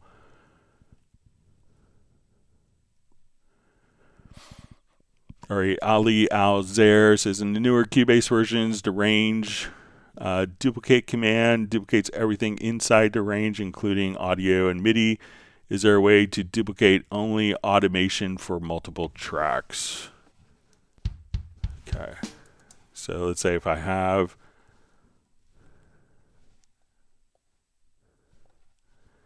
automation here, so let me just draw in. All right, so if I have this automation selected, all right, and I want to duplicate, so I'm just going to use Command or Control plus D. All right, so it's not going to duplicate outside of the range of the event. So let me just come over here because the automation is tied to the event. All right, so let's say, let's duplicate this a number of times. All right, so I want to take this little automation that I've done, and I want to duplicate this automation range. So we do this. All right, so let's go ahead and let me just open up a different project, and we'll try this on different tracks.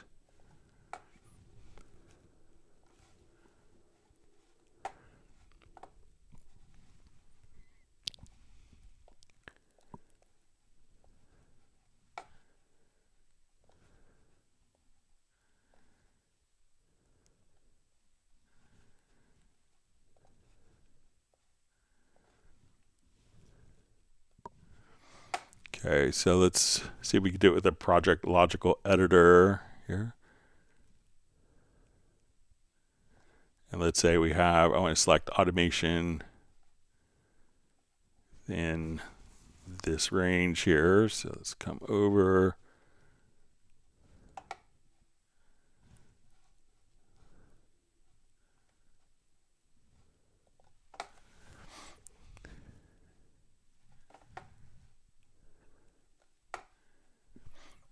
Okay. Okay, so let's say we want to select automation, and we'll choose our position. We'll say inside our locators, inside cycle. All right, so we'll come over here, and let me just see if, okay, and I'm just going to choose to duplicate.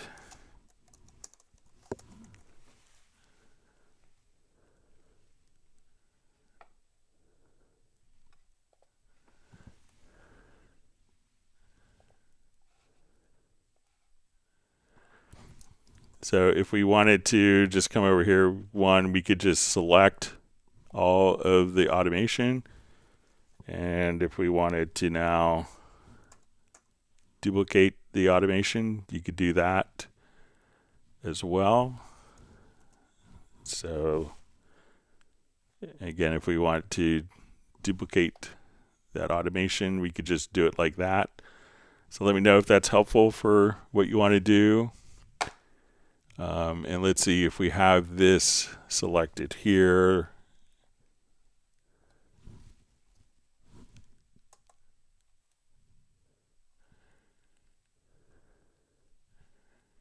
And we see that it doesn't, when we duplicate, it doesn't leave it selected, but we could duplicate it like that. So let me know if that's helpful for you.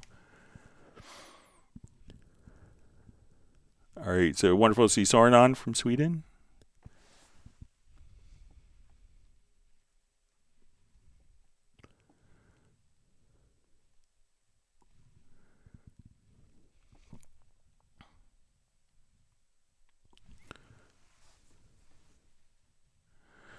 All right, Andy Schaller says I have Cubase 14 Pro and I get a crackling sound when recording and playing back. My parameters are sample rates 44.1, buffer size 128, previously 32. What is the solution to eliminate? So try, raising the buffer up so even 128 could be a low buffer depending on your audio interface. So, try that. Also, I'm not sure if you're on Windows or Mac, but if you're on Windows, go to your audio system setup, make sure that you're using the Steinberg power scheme, check your USB devices for any like power management, and make sure that all of the USB devices, if you're using a USB audio interface, that those are set so that they're not in any power saving modes in your computer's BIOS as well.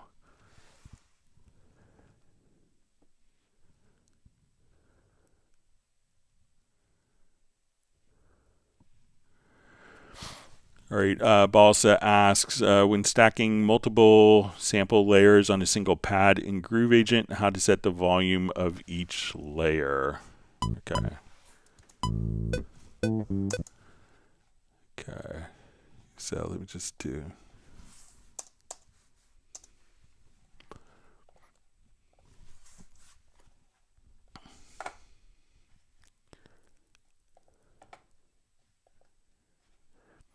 Okay, so there's a couple of different methods of working with layering a sample. So let's say I want to come over here. We have a number of snare drums. All right, so I want to put these all onto one particular layer.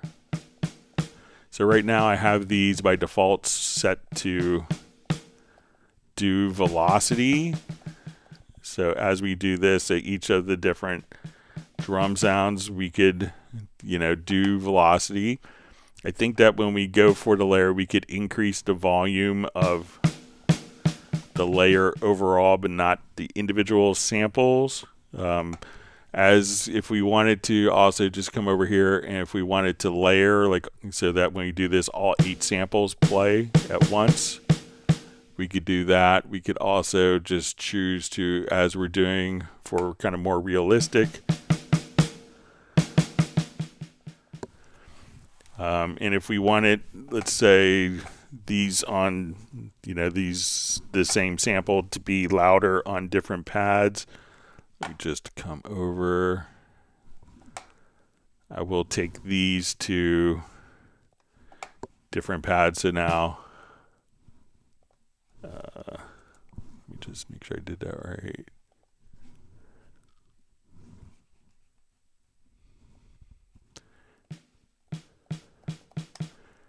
So if we wanted this note to be louder than this note, if we put the samples on,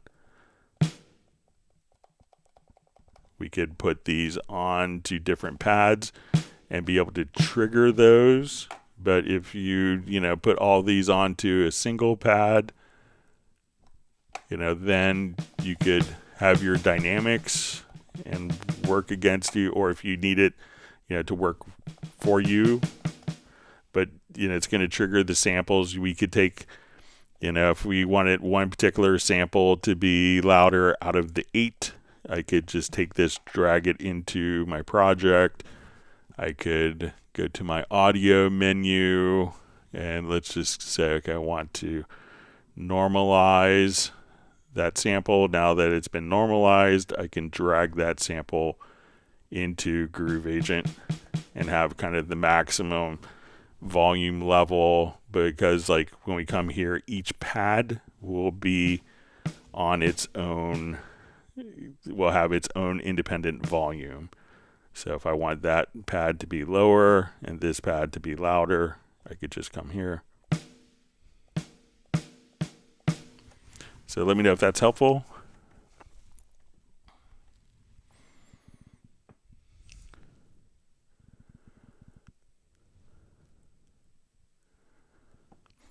All right, so you see Ben Tyron just says, wow, didn't know you could do that with Cubase.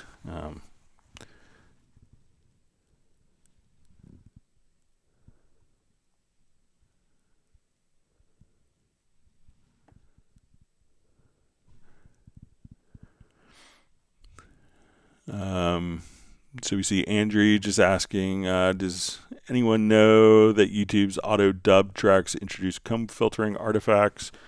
So are you trying to like collaborate through YouTube or record through YouTube? You know, so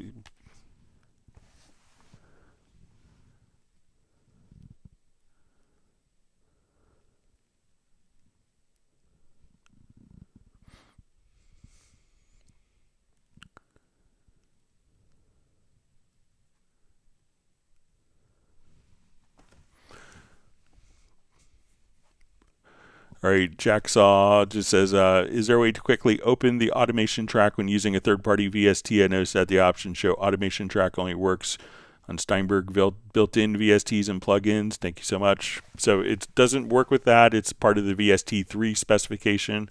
A lot of companies don't utilize it, unfortunately.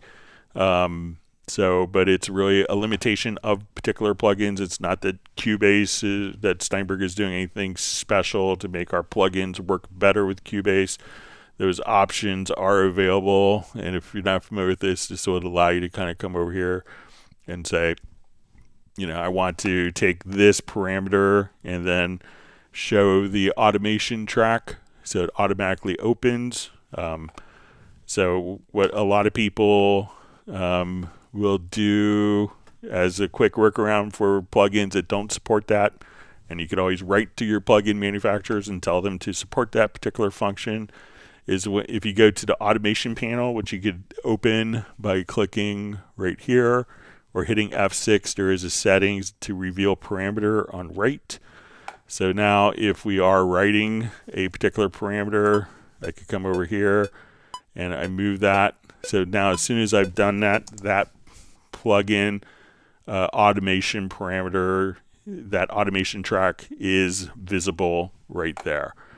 So you could, if you're automating something, you're probably going to actually automate it, but you could just now come over to your automation settings and reveal parameter on write. But it does work with third-party plugins, but a lot of people that are implementing that feature have chosen not to. So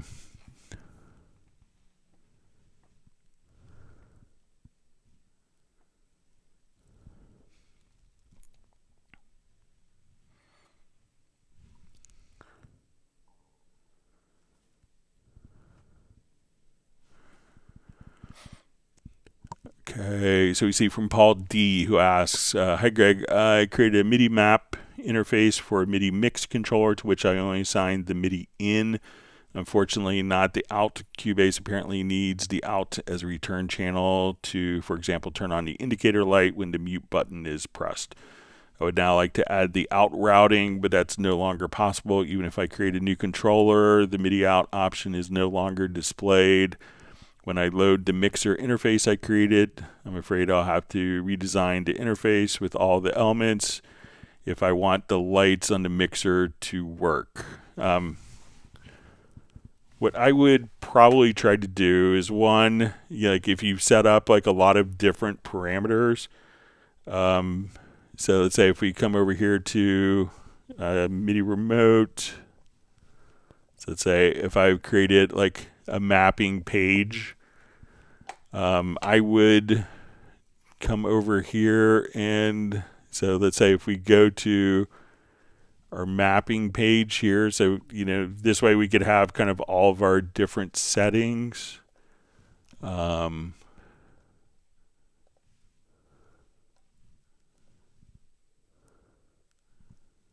See if we could export this separately.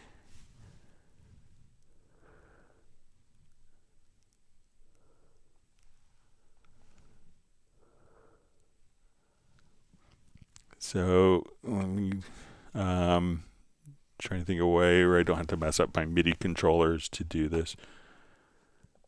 You could try to,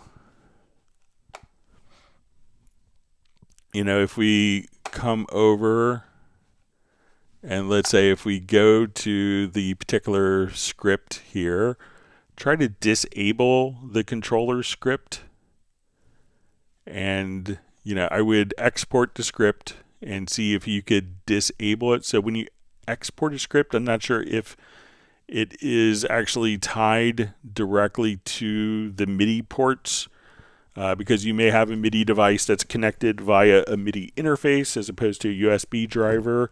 So I would maybe export the script. Let me clear my throat. I would try to export the script and then disable it and try to add it again and see if you give it the same name after it's been disabled and configure the MIDI in and out port. Because once you kind of set the MIDI ports, it's hard to change afterwards because that's what it's using.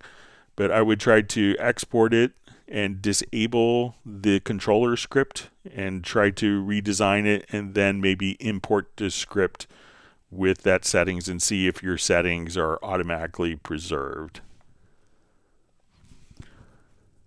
And I could play around with it if you want to send me an email to clubcubase@steinberg.de.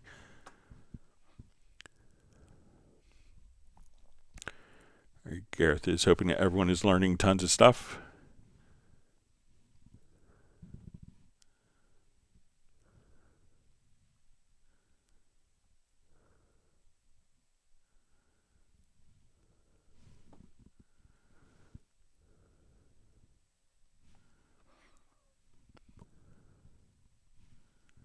Okay, sorry, chat field moved on me. All right.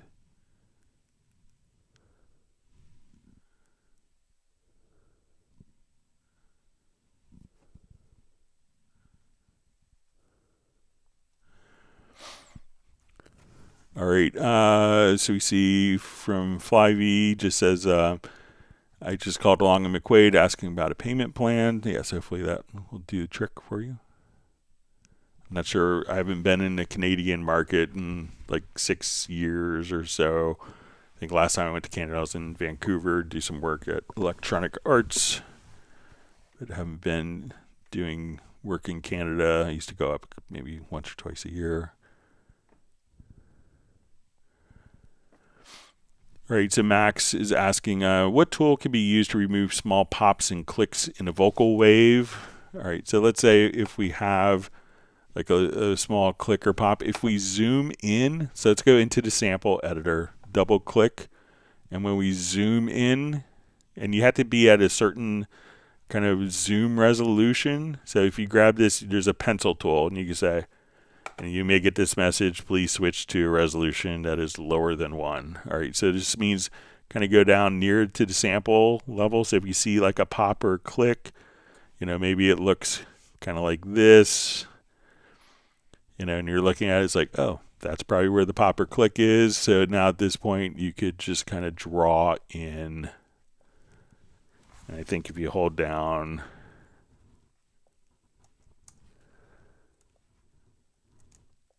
a modifier key, it may do it for both channels. Let me just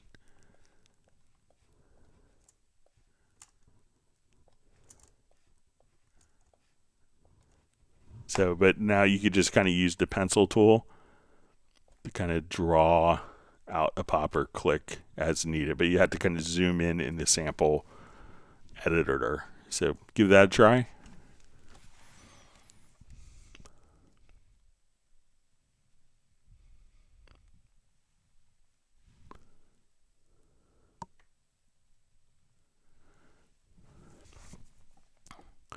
All right, Gareth is just saying more likes are needed.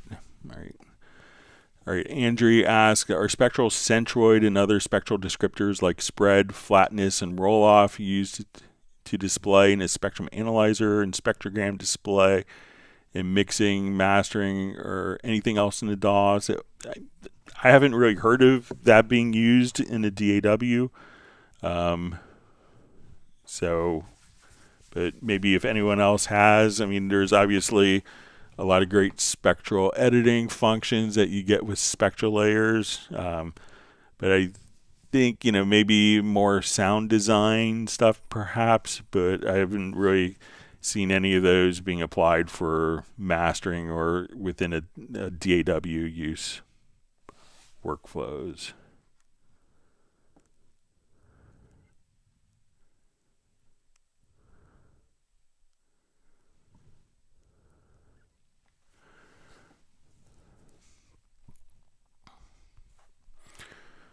All right, so we have from Antoine Van Kampen.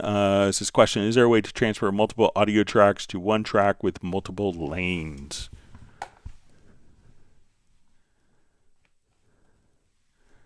Okay, so say I want to take all these tracks in this particular project and go from tracks to lanes. Okay, so let's come over here, quickly revert.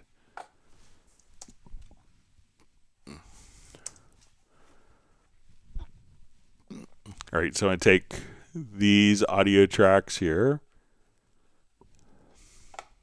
All right, so I'm just going to select the actual tracks here on the side.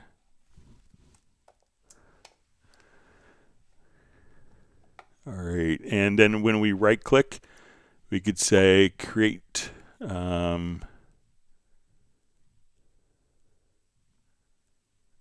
see, we could create tracks from lanes, but I think we could do, let's see, I think there's,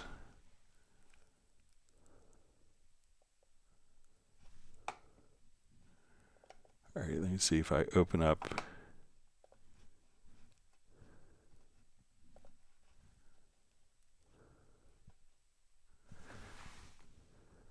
All right, let me just open up a different project here.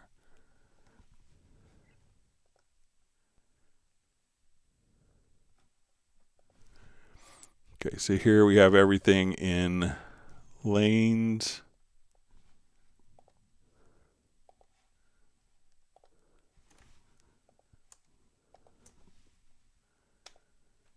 All right, so now we could come over here, we could create tracks from lanes.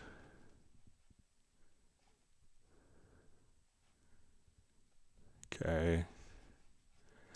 And let's say I have my lanes open here. Let me just unmute these.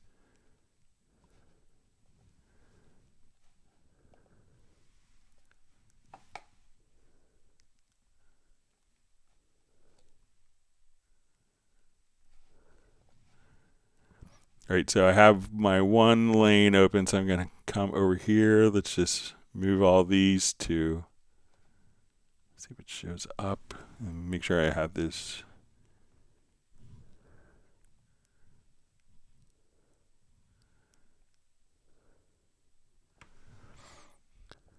So we could just take these particular lanes. Let me just see.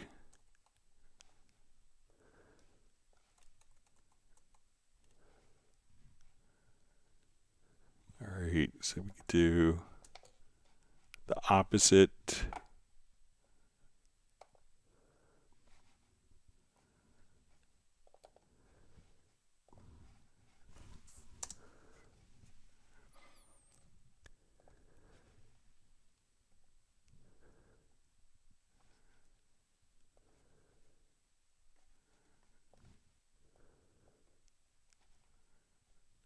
Thought there was an easier way of doing this, but maybe having a brain cramp on it. But let's see if there's.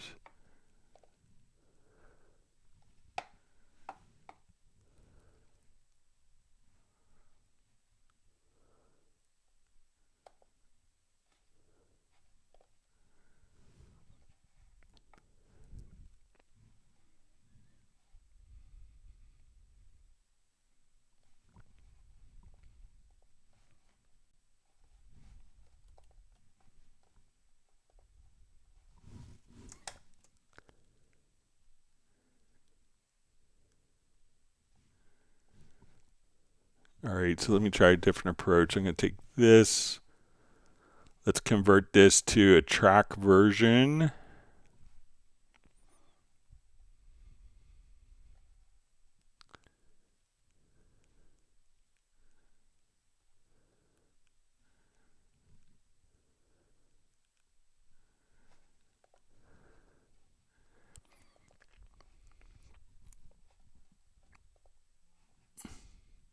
All right, so say if we do new track version, drag that up.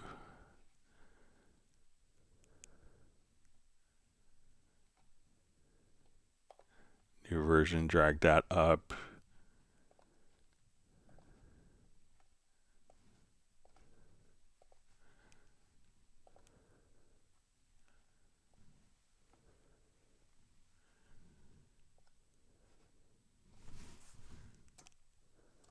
All right, let me see if I could do this in a macro quickly.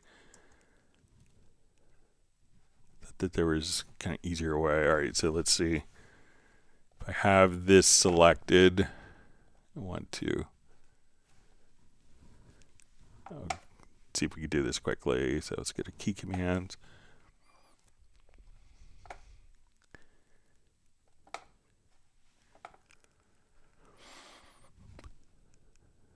All right, so I want to new version.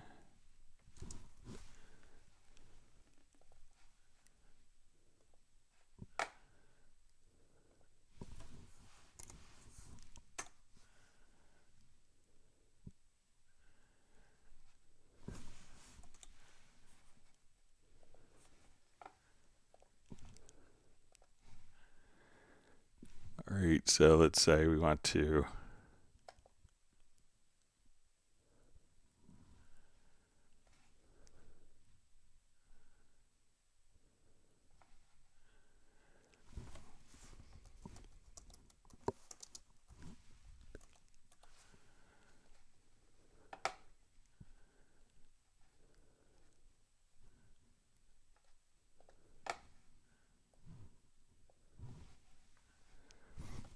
okay, so let's say if we're here, we have this selected.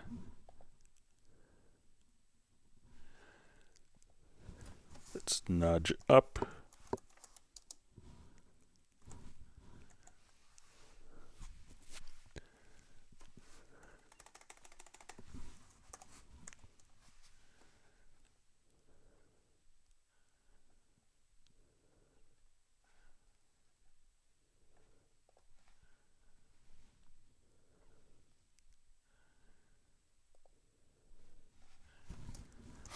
Okay, so I have this selected.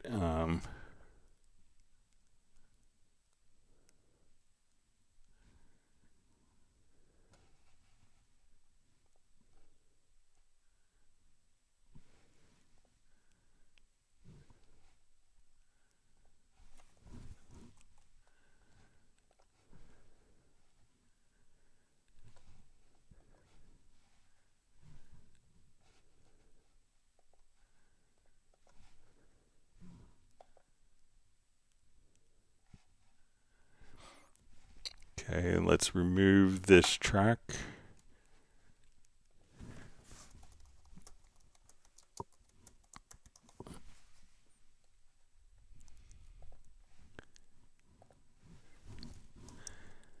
Okay, so hopefully I'm going to take it into track versions and then convert that to lane. So let's say if I have nothing selected here, just that track.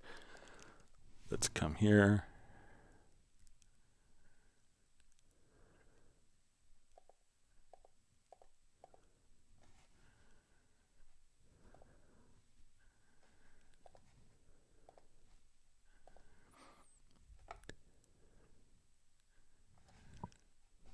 Okay. All right, so let's take a look at this macro here. Okay, so I have all these lanes here. All right, all of these are tracks. So what I want to do, we're going to create this macro.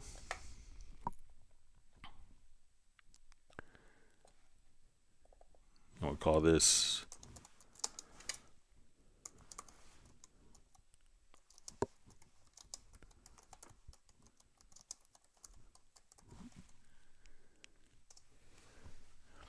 all right, so I'm not going to have anything selected. I'm just going to select that top track. We'll run this macro multiple times. Now everything is here on different track versions. And then what I want to do is we can go track versions, and we can convert track versions, create lanes from versions. And now we open it up, and all of the different lanes are there. All right, so to do it again, let's make a macro.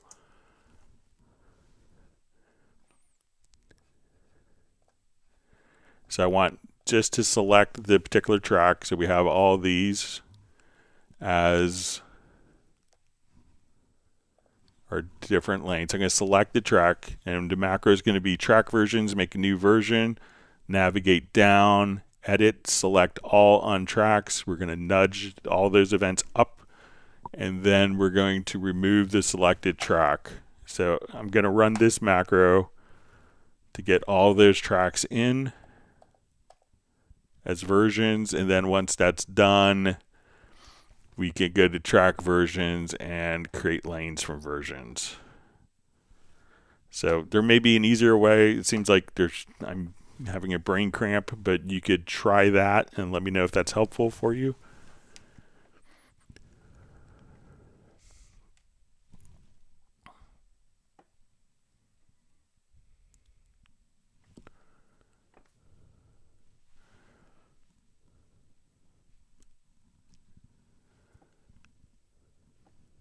Okay, so we have a question from Alfred G. Pogo. It says, Greg, thanks for the clarification regarding volume control, sort of related. How do I get the controller display in a key editor to remember my settings, like when I open volume display and increase the height? So it could really depend, on, so let's say if we have a MIDI part here. Okay, so if we come over, let's say we have our MIDI volume control. All right. So sometimes, it could really depend upon the height. So let's say if we have this like a pretty high, and we're comfortable with that. But now if we change, let's see if we set a workspace. So let's add a workspace here, and I'll just do this. All right, so now if my key editor is higher, you may want this height. Let's see if we go to our workspaces, we'll add a workspace, make it a project workspace, say 2. All right, so if we recall our workspace, let's say we go back to 1. So, and let's go back to 2. So let's say we go back to our workspace. So let's say we want to go to 2. We'll see if that automatically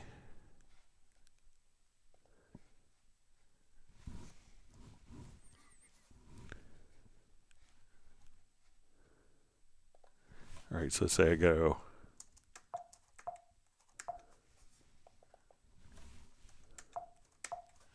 just see if I can pull off the keyboard shortcut for this.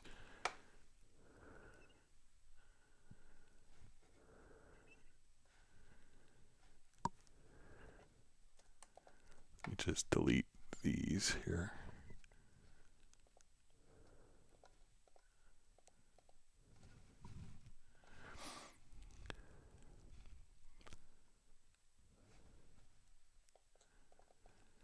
So sometimes it could, now let's see if we come over here, let's recall 2.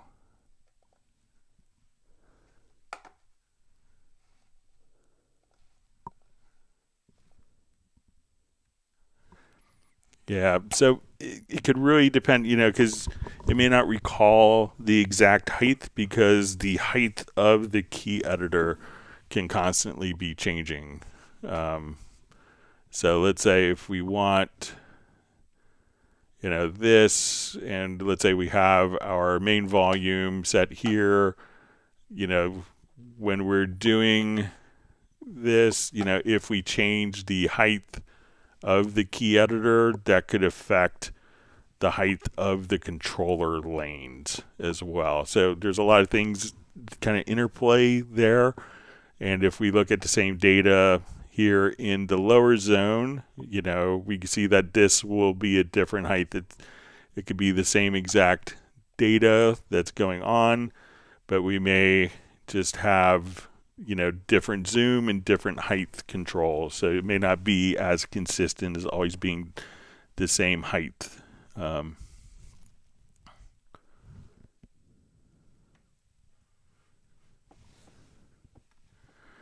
right, great to see Jay from Secret Studios. Thanks for joining us today.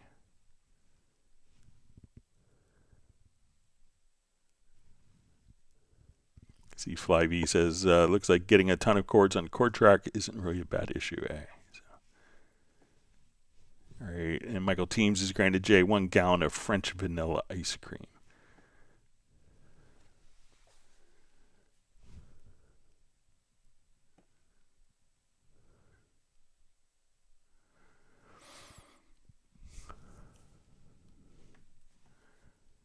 All right, so we see feature requests from Jay. It says ability to select audio track and create output buses directly without the need to go into studio setup, similar to VST outs. Names of buses to reflect track names. All right, so with the VST outs, there is a known quantity of outputs that an instrument has. Whereas we don't necessarily, with an audio output, you could configure outputs that work. There isn't necessarily a known entity of outputs that are available to the system. So, there is a fixed number of outputs with a virtual instrument. But if you have your system running on the built-in audio of your laptop, or if it's running through a MIDI rig, how we can know how many outputs are available to the system is going to be determined, needs to be determined somehow, so that you don't set an output that doesn't exist. So I think that's why it's utilizing the available VST connections that have been defined, and with VST connections, you could just simply open it up and go to your outputs here. And if you have 56 in, 56 out on your audio interface, you could just go to your preset and you'll see different preset configurations, like 56 mono, 28 stereo, so that you don't have to spend a lot of time there. But, VST instruments will have a fixed number of outputs, so it knows where to send that to.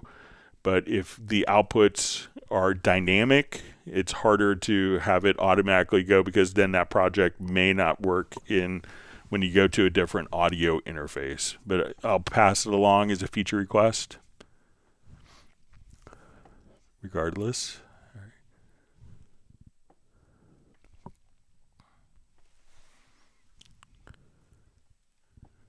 Great to see Randy from Radar the Band on. Thanks for joining us. All right, we see Rick from Bratman Studio. It says super rainy here in Uptown Whittier. 4 times as much rain as a whole month of October we'll have in several hours.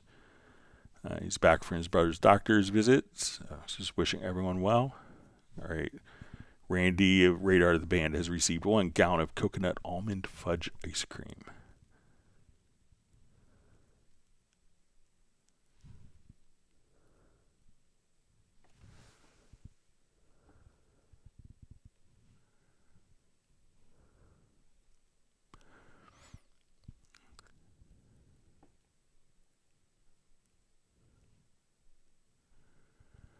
All right, so we see Ben Tyreman just says, hi Greg, I guess his direct offline processing was with a plugin. Okay,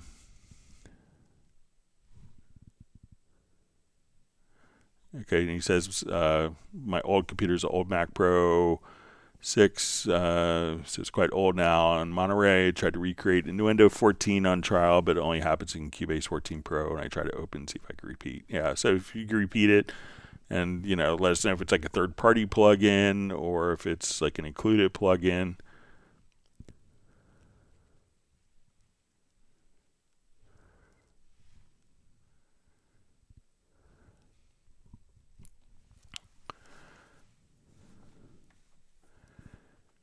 All right, so we see from Soren, it says, Greg, I seem to have a lot of WAV files in my media bay that don't play, and they don't display in Explorer, like they don't exist, right?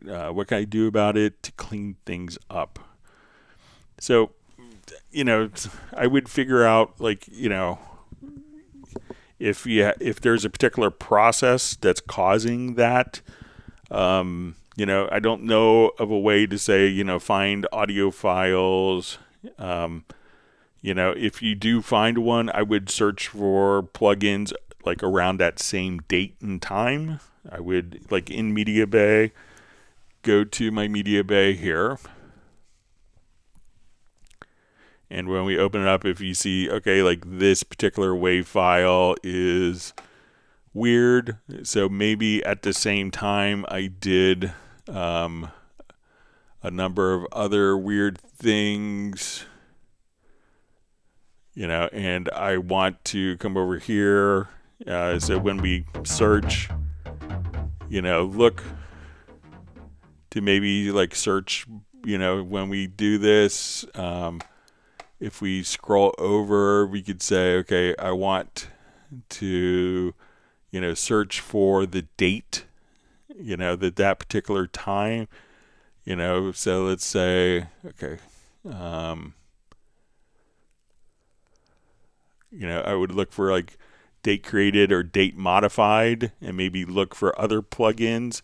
Like maybe you did an export audio mix down or a batch export, and there was a setting wrong, and you created a bunch of files that were all empty because you had like the master fader muted or something like that. So, but I don't know of a way to automatically have it search for audio files that are empty. But probably if you're doing this, you know, find out if there's a particular function that you're doing that's causing it to misbehave, or if there was a bunch of, like maybe a batch export or samples that were brought in all at the same time, and, you know, the header is wrong or something is wrong with the file, you know, and I would look for files around that time. But if you have a file that you want to share with me, I'd be happy to take a look at it to see if there's, it's like, oh, you know, maybe this happened to this file. I'd be happy to look at it for you.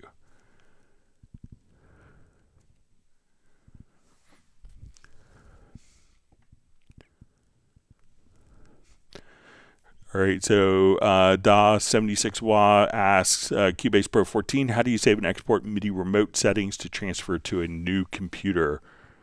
Okay, so once we're in our MIDI remote here, what you could do is if you go to the settings, we would just choose to go to the scripts tab and export the script. You can give it a name, and then come over here and import that particular script on the new computer. So once you kind of go to the same area, just choose to import the script, and then you could transfer the files over that way. So again, within the MIDI remote lower zone tab, click on the settings just over here, go to the scripts tab, export the script, and then once you open up the script here, you could just choose to import that script.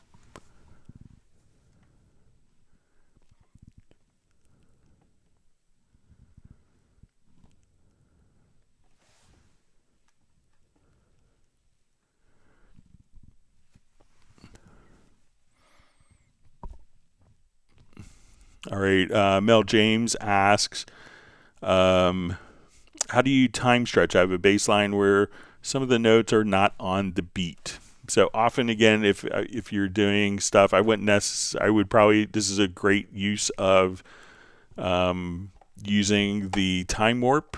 So I'll just come over here.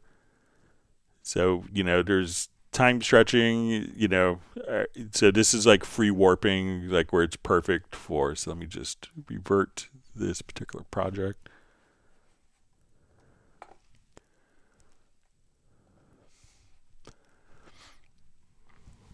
So again, I would come over here. So let's say I want to listen to the drums and bass here.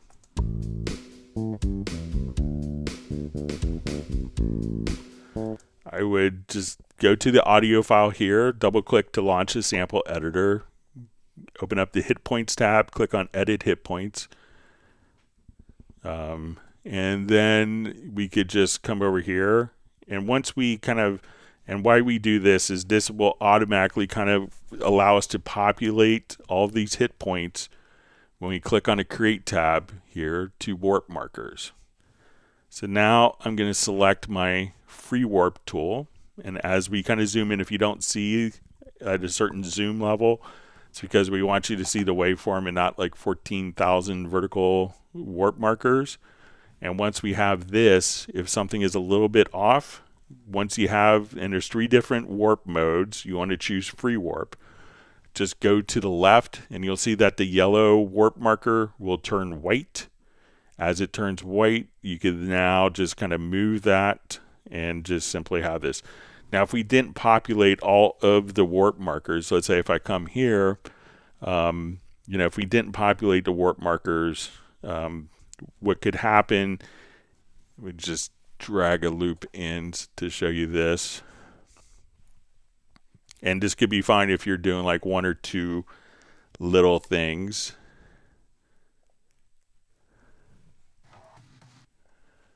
But let's say now if I come over here and I want to warp, we could also just kind of place warp markers manually. But if let's say I wanted to move like this warp marker here, I move that, it can move everything afterward. But if I place another warp marker here as an anchor, when I move, then those particular points will stay anchored and we could just move the timing of that bass note.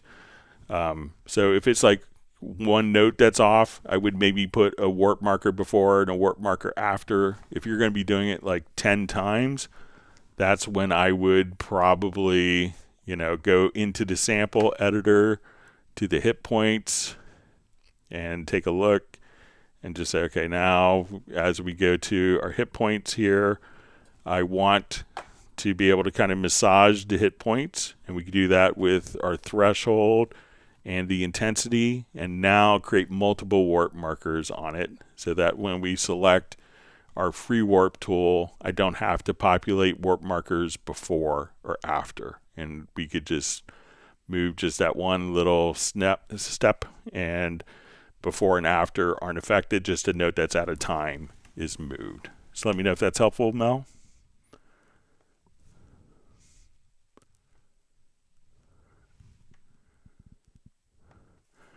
All right, Andre asks, is it better to export audio as FLAC files, .wv wave pack files in case of floating point instead of wave to save on disk space as it doesn't degrade quality unlike MP3s? So I would say, unless you're, I wouldn't bother to do it, because I would say hard disks are incredibly cheap. I remember doing hard disk recording, when you had like 1 gigabyte was like, wow, I could do a whole CD of 2 tracks on 1 gigabyte. And you had to really be very, very cautious and very, very aware of your size. So I would say with new audio, with hard disks as large as they are, that I wouldn't bother to convert it to FLAC. I don't think there's any reason to, unless you're like in a crisis, you're on a stranded desert island, you have to get an album done, and you have a laptop, and you only have 300 megabytes left. Then I would consider it. But I wouldn't choose to do that. I would say there's no real reason in this day and age to worry about hard disk space. You could easily back stuff up, put it on a cloud drive, put it on, Microsoft OneDrive, Google Drive, or, Dropbox, whatever, if you need to free up space. So I don't see any reason to do that. So you can, but I don't think there's any.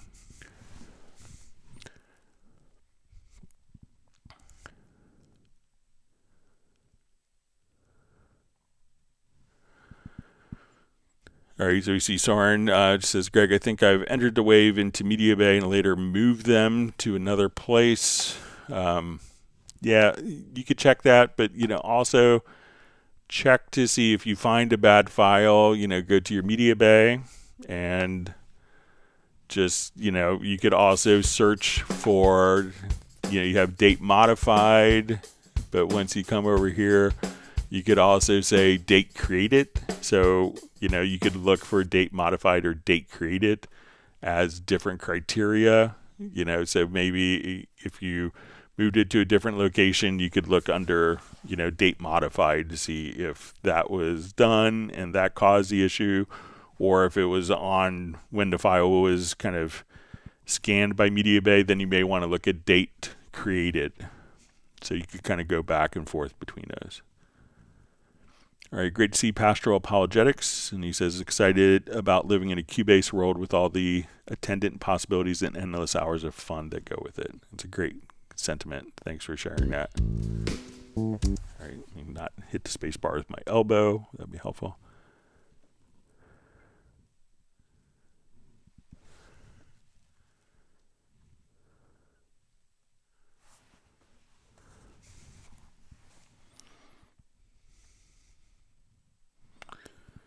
Andre just says, I'm not collaborating with YouTube, and so that's why some videos are auto-dubbed in the wrong way. Yeah, so maybe if it's a translation type of thing, so maybe it's an AI algorithm that's isn't as refined as people would hope, but it could be something like that.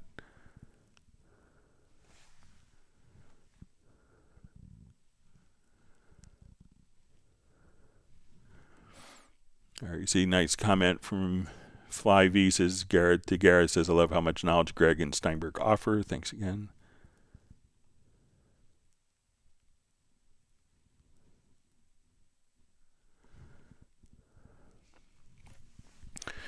All right, so we see sorry, my chat field just jumped.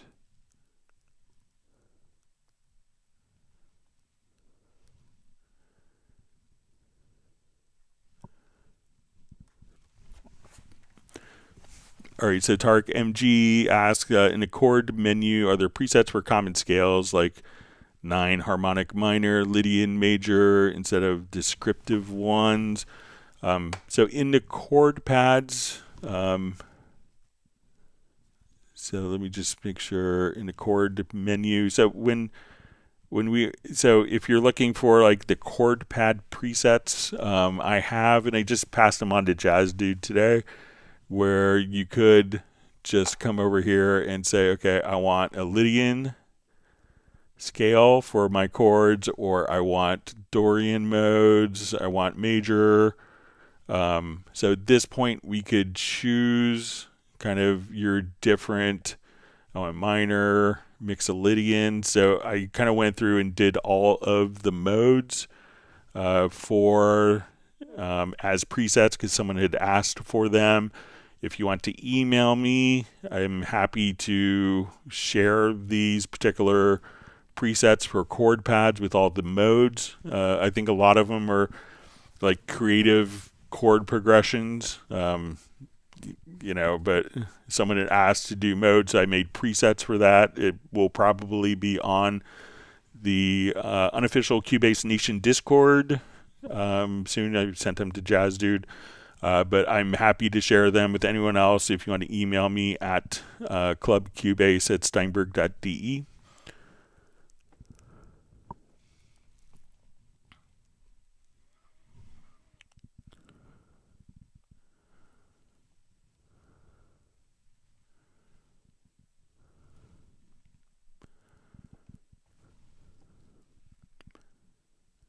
All right, so we see from Songs of the Ivy Brothers asks, is there an easy way to make a custom drum kit using different instruments from different kits as well as third-party snares in Cubase Artist 14? All right, so there's a number of different ways to do it. So sometimes some of the kits, let me just create a couple here.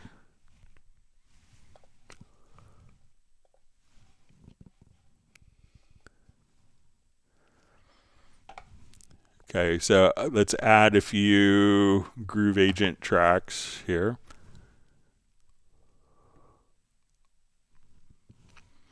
Okay.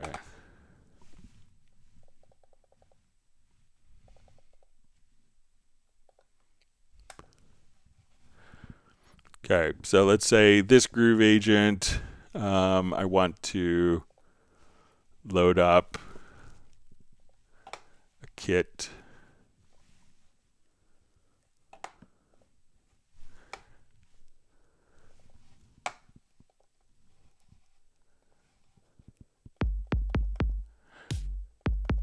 All right, so let's say I want this to be my kick. And I want my snare to come out of this groove agent instance.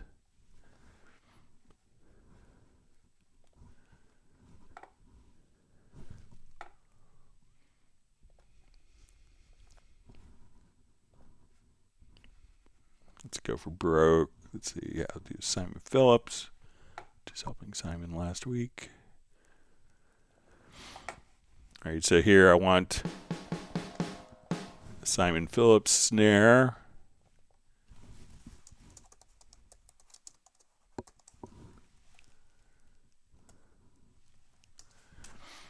Okay, and now I want to have this. Let's just add a drum track here. I'll do MIDI pattern. All right, and I want this for my hi-hat.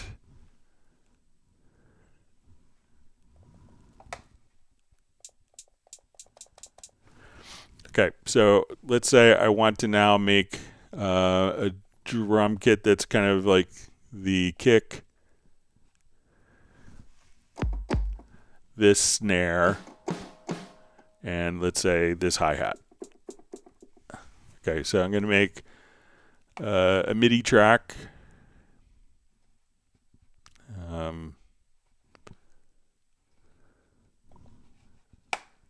Okay, we'll call this like fave drums.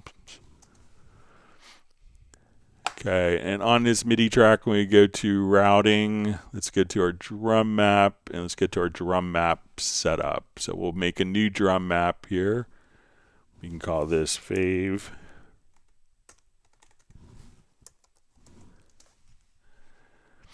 Okay, so we say we want C1 to come. We'll call this our kick. All right, and we want this to come from our kick main. Okay, and let's say we want our Simon snare D1. So we'll call this Simon snare. Such a nice guy. All right, and we want this to go out of our Simon snare. And let's say F#1, I want this to be hat. And we'll say this is coming from summer. Okay, so when I come over here, let's do my favorite drum sounds.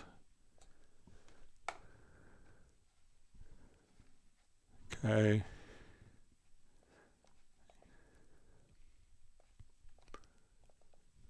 All right, and I want to, let's say, go to my routing, and we'll go to the drum map setup, and I'm going to say this is my fave setup.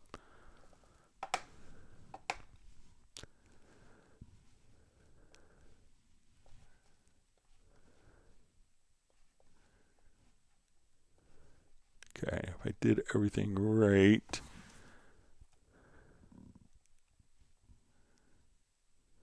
Okay, so put this into a quick loop.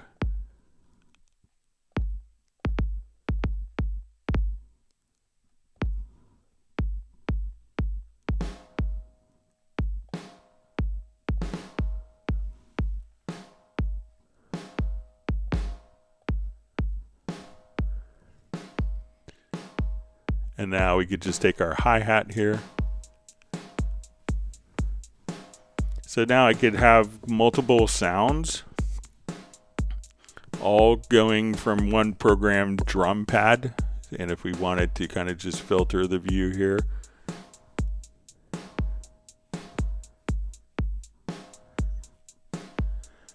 So we could create one MIDI track and then have multiple different drum sounds. A lot of the sounds that come with the drum sets, you don't, sometimes, especially with like the snare, sometimes like when you're doing a drum sound for, let's say like an acoustic kit, you could have this snare mic, why you don't just pull the snare and the kick out. This snare mic is actually captured in all of the other mics. It's captured in room mics. It's captured in the overheads as well. So it's not just a single sample. This snare could be triggering hundreds of different samples at different velocity layers and different mic positions. So we can't just like pull out one snare easily. Any of these we could drag and drop samples and save it as a drum kit very easily in either Groove Agent, or if we're dealing with the drum machine, we can drag and drop. But if you wanted to mix and match different kits, we could just create a drum map and kind of choose our favorite sounds, and then that way within one screen we could program and have kick, snare, hi-hat all coming from different sources. So let me know if that's helpful for you. All right, so we see Drowsy Eternal just saying maybe he's from Los Angeles.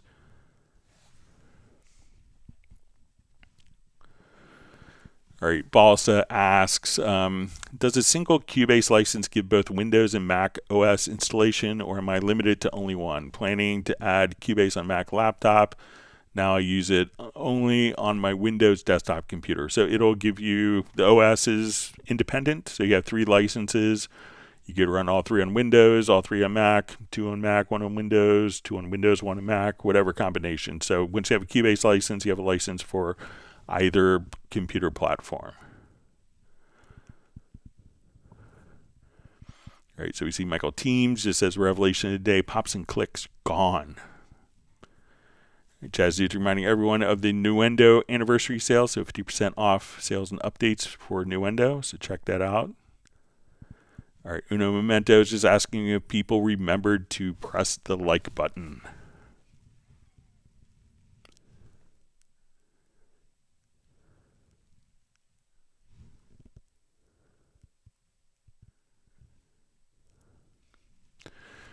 All right, so we see Patrick Emmanuel A. Great to see you on. Says, hi, Greg. In Cubase 14 Drum Designer, I've created a track and want to render all samples in individual track as audio files, so I can render it as MIDI track.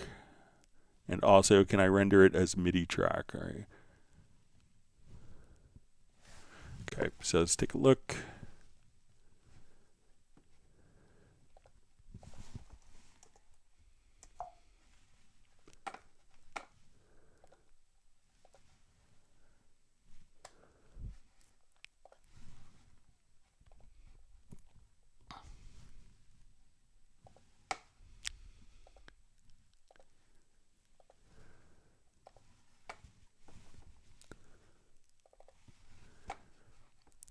Okay, so when I'm in the drum machine, I'm going to come over here to my group outs.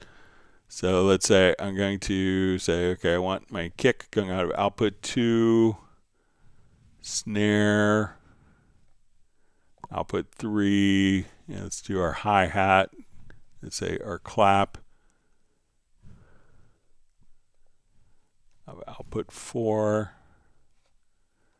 and let's say our closed hi-hat, output 5.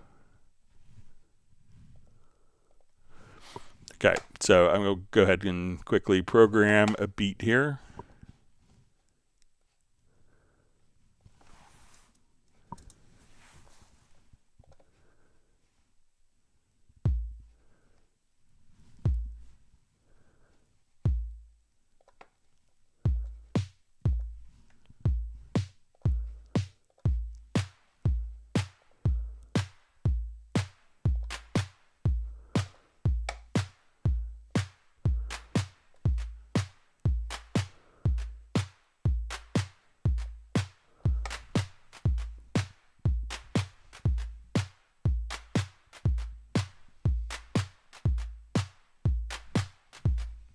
Okay, let's come over here.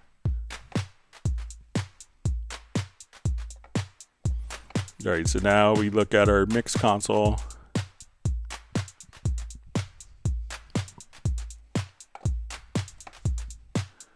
Okay, so we're on different outs. So let's come over here to our editor. I'm going to drag the pattern out.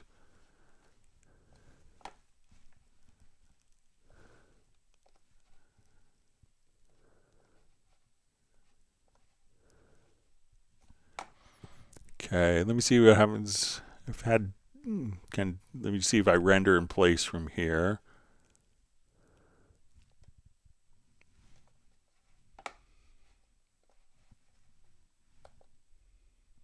Okay, that will do all.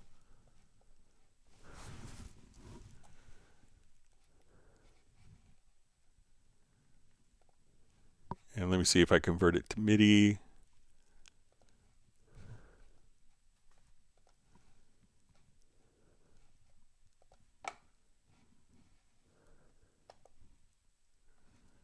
All right, so I think if we want to do it like this, we might have to come over, let's say, and export audio mix down. So I'm going to take all my, all my instrument channels here, select those. We will create audio track. And then we could have everything kind of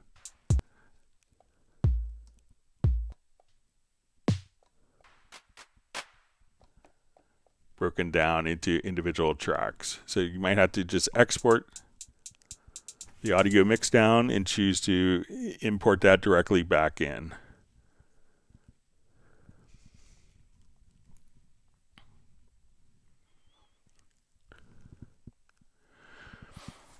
All right, so we see Patrick Emmanuel A, how to render a track with modulation effect added. Modulation, need that track as separate audio file.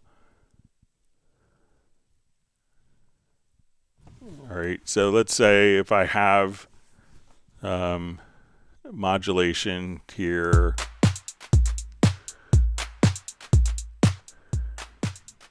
All right, so I'm going to take this track and let's put a modulator on it. So let's come over here.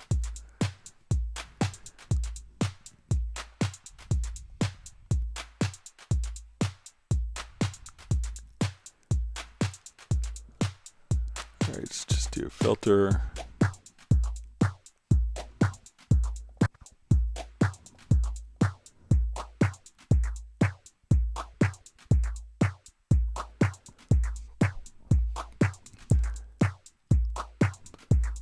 All right.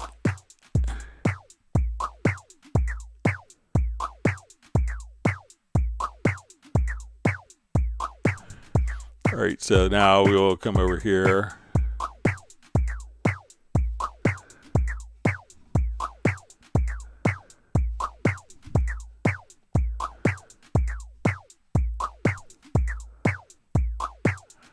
All right, so let's try just a quick render in place. So I'm going to take this and we'll save with a complete signal path. Let me just take this off.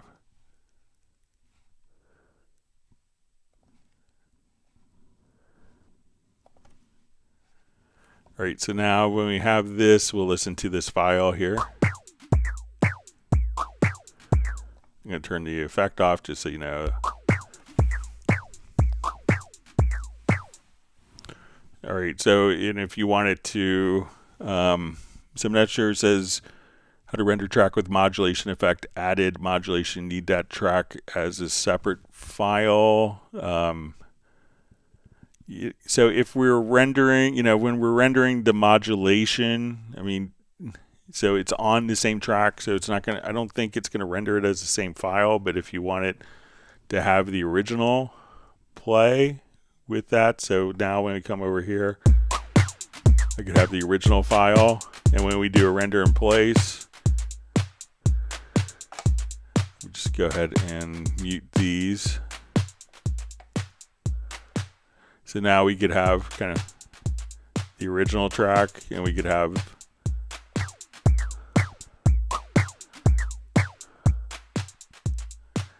And then we have the rendered modulation.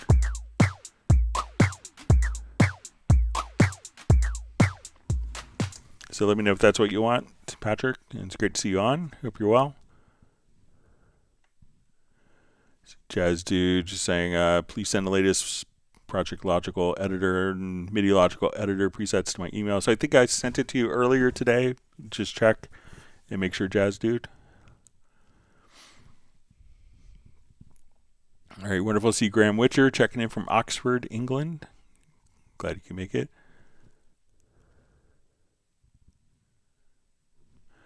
All right, so we see GGRK says, I hope to go back to Cubase from Nuendo, cross-graded my Cubase to Nuendo. Is it possible?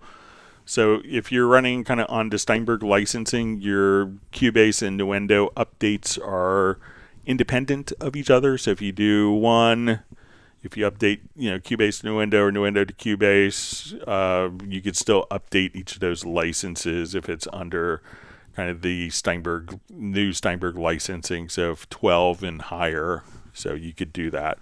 I think going from an E-licenser to the Steinberg licensing at this point may not be as possible, but if you're on the Steinberg licensing, you should be good.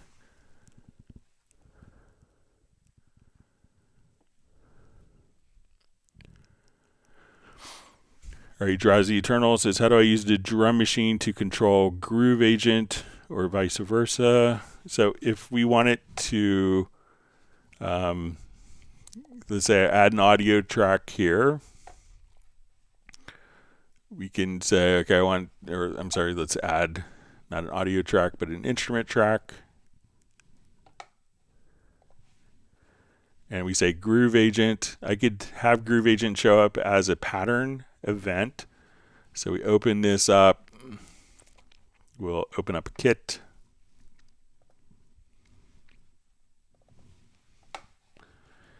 Okay, so now when I come over here to my editor for the Groove Agent, let's see. So you may have to just kind of click to create a part, and I'm going to now at this point just click on the plus symbol here. But before I do that, let me just grab, so I have my Groove Agent name here. I'm going to automatically create the drum map for the instrument, and we can now see that the drum map names have populated as we add different sources. So if I want to now program my Groove Agent using the pattern, so now we're listening to all the sounds in Groove Agent. Reorganize the windows here so you can see both at the same time.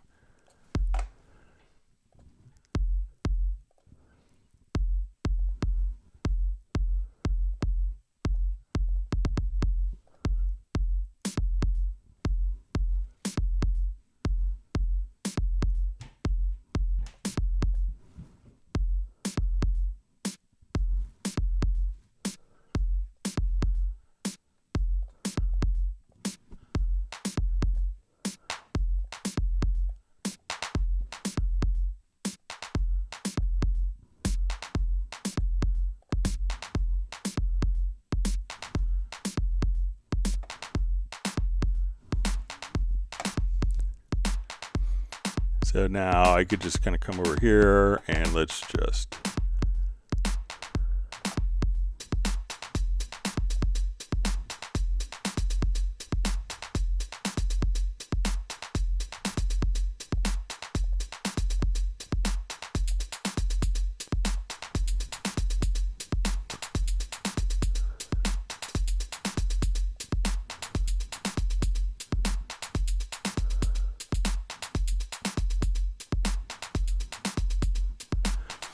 So now everything that we're creating here is a pattern, so we could use it with any virtual instrument as well. Just as soon as we go to add the instrument track, just choose for it to be a pattern event as opposed to, and now I could just drag this particular pattern, and if we wanted to randomize our particular patterns,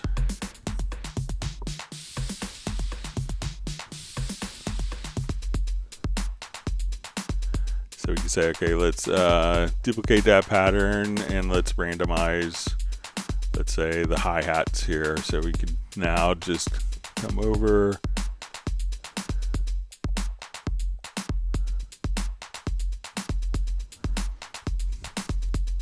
So lots of creative flexibility with that. So, you know, we can think of like the drum machine is going to be just like an internal instrument. So, and if we had a pattern here, we could drag that out and send that MIDI data, copy it to a Groove Agent track if we need to.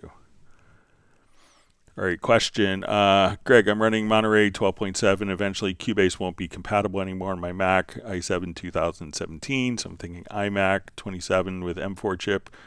When backing up Cubase, we'll have to change over from Intel Cubase. So when you install Cubase on your new system, it will default to just working directly with the, it'll default to work directly with the Apple Silicon processors by default. So you really won't have to do anything special. Just install by default into Apple Silicon now that it's been out for a couple years.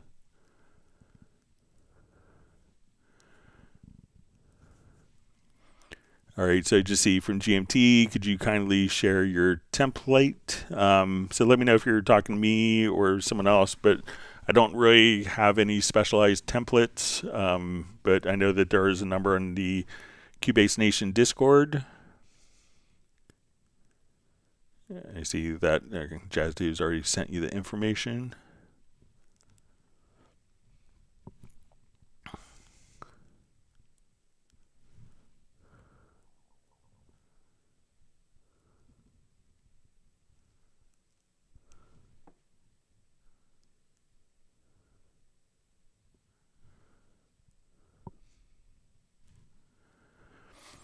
All right, so we see from Mike's to do, we'll say from Mike Mix. All right. So it says, hello, move from Studio One to Cubase. I missed several of the moves I could easily do in Studio One, namely dragging a plugin to a group of selected tracks to copy an instance with the same settings, including sidechain.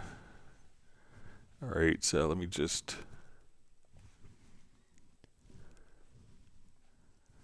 come over here. So let's say if I have, let's get to the mix console. All right. So if we come here to the mix console,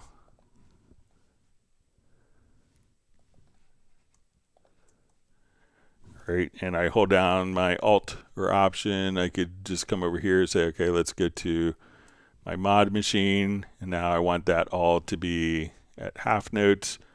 Now every one of all those instances are automatically the same. So let's say if I now activate the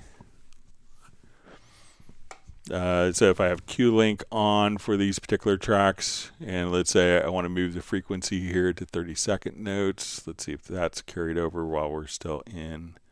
Yeah, so all of the settings that we make here. So let's see if we have sidechain. So let me switch this out to a compressor. Because it's actually the channel setting. So let's say if I have like my channel settings set up. So let's put it on a dynamics. All right, and we've activated sidechain on all of these. So let's add our sidechain source. So let's say I want my sidechain source to be kick 1. All right, so now we come over here, our side, so I understand it, not carrying over the sidechain source. So I don't think it does that automatically. Let me see if we come over here, because when we copy this over, we're doing it for this particular track, but it's not necessarily doing the routing, but let's say if we come over here to our sends, all right.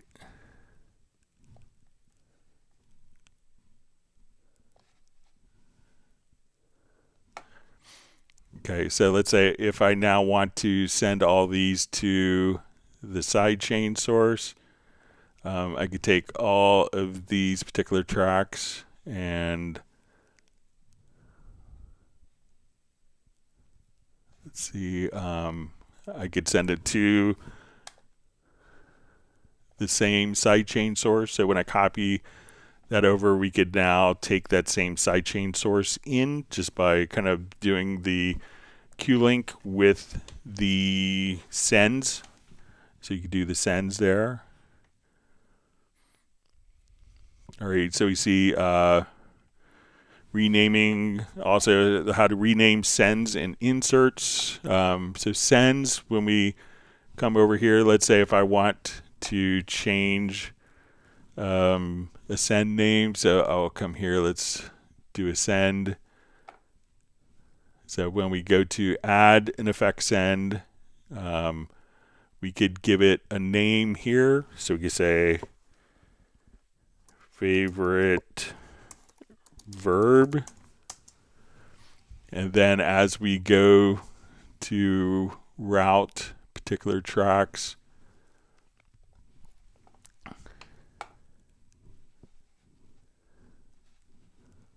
let's come over, let me just, I'll just do it on a new project here so we can see it easier.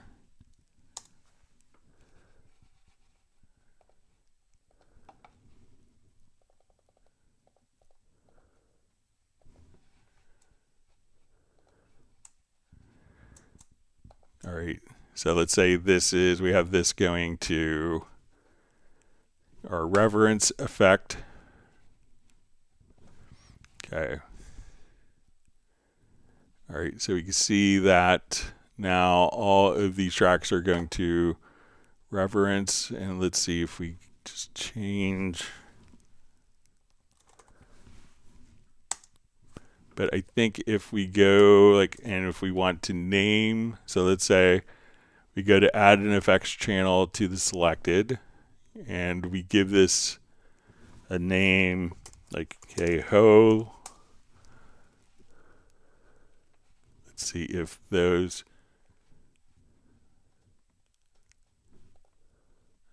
so here we could see that as we add the track that, well, it's not changing the name. We could see that by naming the effects track as we do it, that we could come here and let's see if we go to that effects channel track here.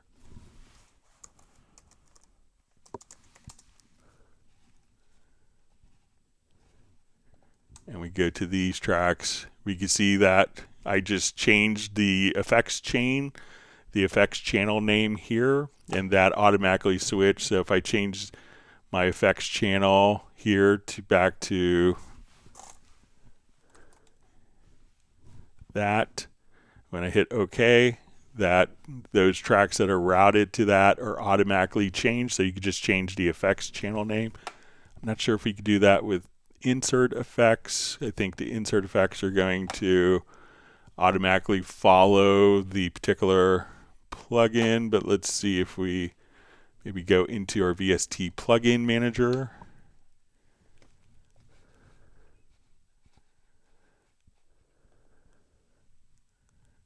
Let me just see if there's a way to,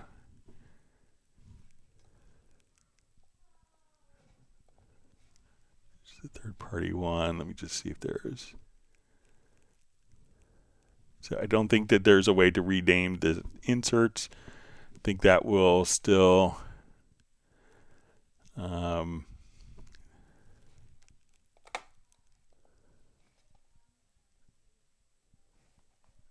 yeah, so I don't think inserts can be renamed, but sends can be. See a toggle, and also how to show a toggle that that shows and hides automation. So if we just come over here, there's a button that you could set. So let's come over here to show hide automation. So let's see if we could just have a toggle set up. So in our MIDI remote, so I'll just come over here and let's say we'll come here and I want this particular button, let's say show hide automation. Might be too.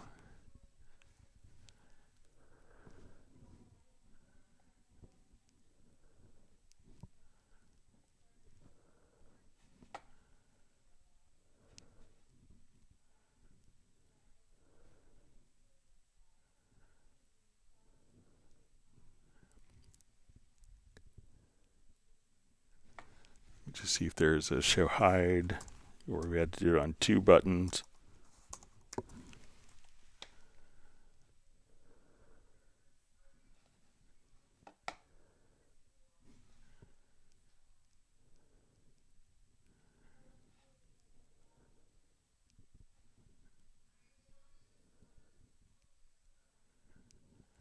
And let me check, because I think on the CC121 there might be a function for it.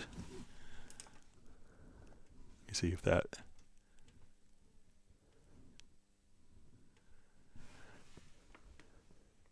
Okay, so the CC121 controller does it, so let me just see if we could.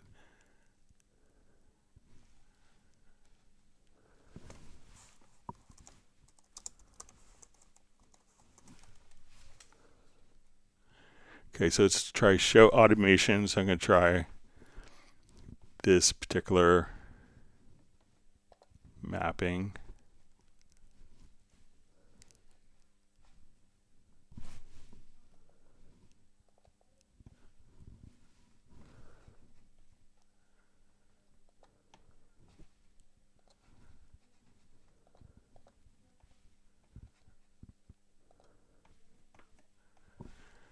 Let me see if I could, on the CC121 controller, there's one button that toggles it. Let me just, so we could open it with that. But let me just make sure it's going to be set for toggle.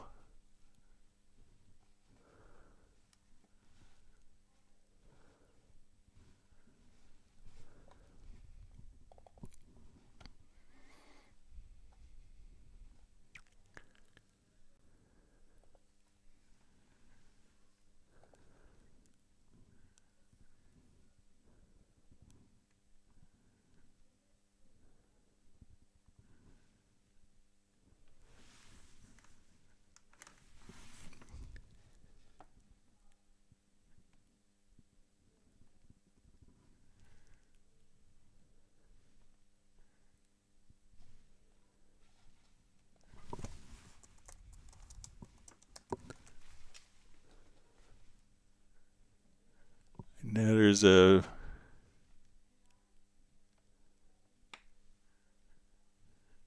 on the CC121 controller, I could hit 2 buttons and open and close. Let me just see if that's mapped anywhere. It's just kind of hardwired in.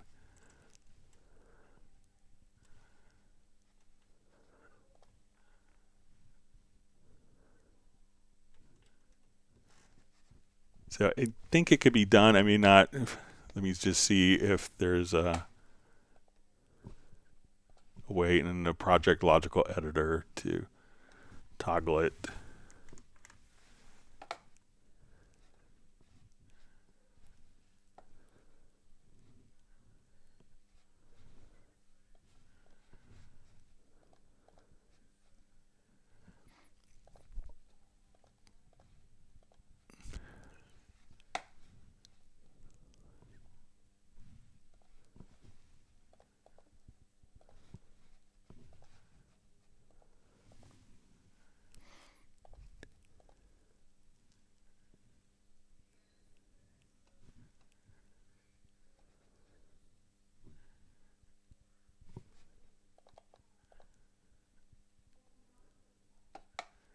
Yeah, I'll play around with it and see if I can figure out what the CC121 is doing with that. But the CC121 controller, which I know isn't available anymore, we could just hit the same two buttons to kind of open and close automation. So I can see if I could figure that one out for you.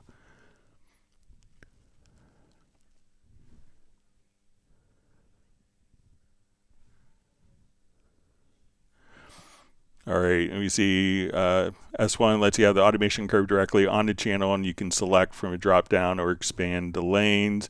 As in Cubase, but the project with a lot of automation becomes difficult to track really quick. So if we, I think one of the great things kind of with the automation a lot of people miss is, let's say if we do have an automation, let me just open up a quick loop here.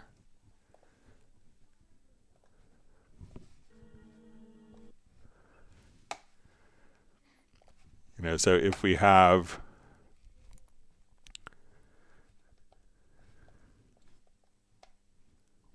let's say automation, it's drawn in. So let's say we have volume, and I'll just write in a bunch of automation here. So say,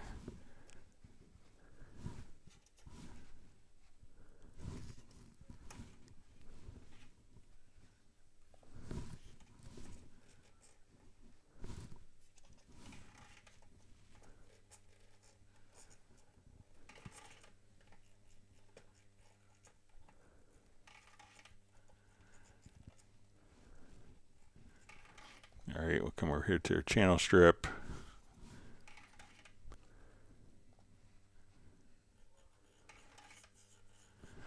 Is when you have a lot of different parameters, you can just kind of very easily. And one thing that people miss is if you go into the automation panel, we could just choose to, okay, I want to see my volume. I just want to see pan, EQ, dynamics. So those are all kind of software addressable. And one of the cool things you could also do is just come over here and just say show data on tracks. So as you go and edit your automation, you could see the waveform. But if you're doing lots of different automation, it's more confusing when you, so we can say, okay, I want to show used. So if I have that, all those different types of automation data, we could see all those simultaneously. So that way we could just have all sorts of different automation lanes and deal with multiple automation lanes simultaneously to increase or decrease them.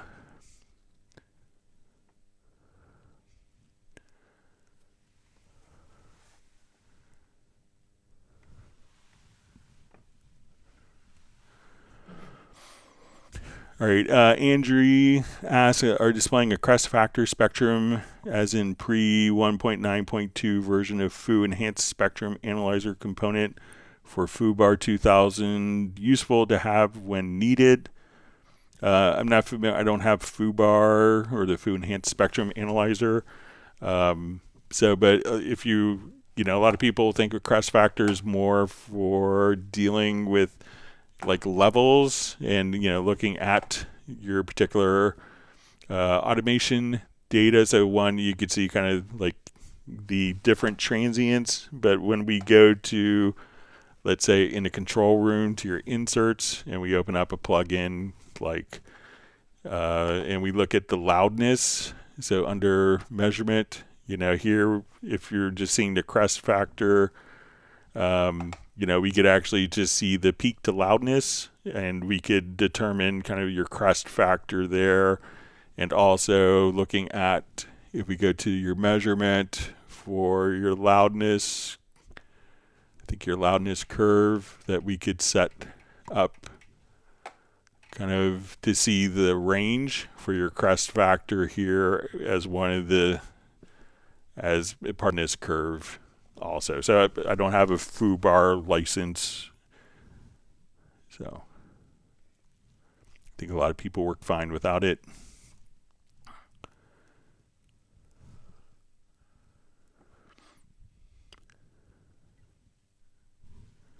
Okay, so we see from Andrew, he's like displaying a difference between peak and RMS as spectrum data, starting at the bottom where the difference is 0 and goes higher when this difference is higher in dB levels.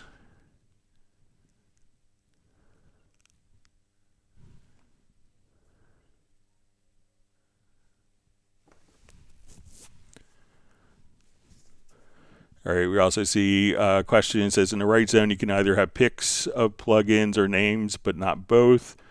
I love that I can add images to my favorites, but keep the less used ones in text form. Cubase doesn't let you have both. So I think, it's just being consistent.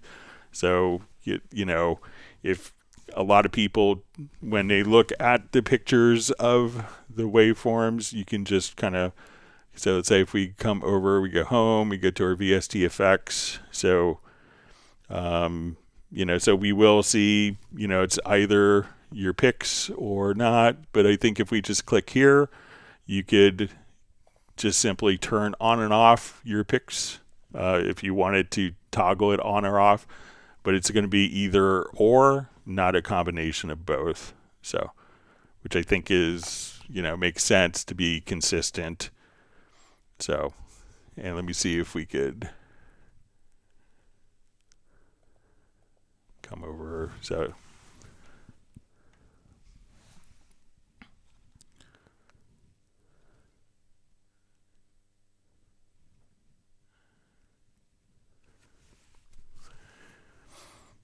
all right, so we see Uno Momento says he can't stretch his time. He's going to see us back on Friday.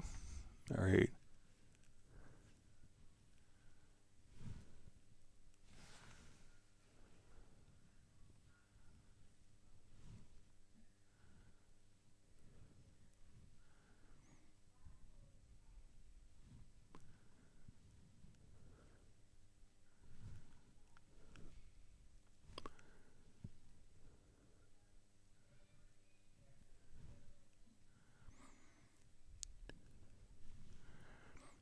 Okay, hang on.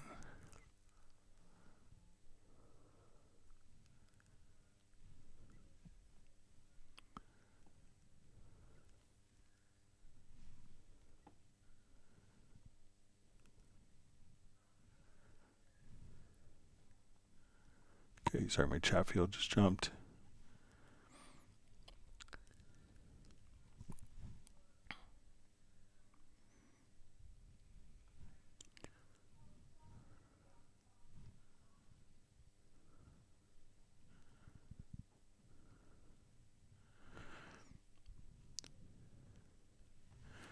All right, so we see GMT says I could see that we could change from piano to guitar, but we cannot see the guitar fret, right? So let me know, like, if it's for the chord tracks. So if we have I'm not sure if this is related to the chord track, but if we have a chord track, we can have piano or guitar voicings.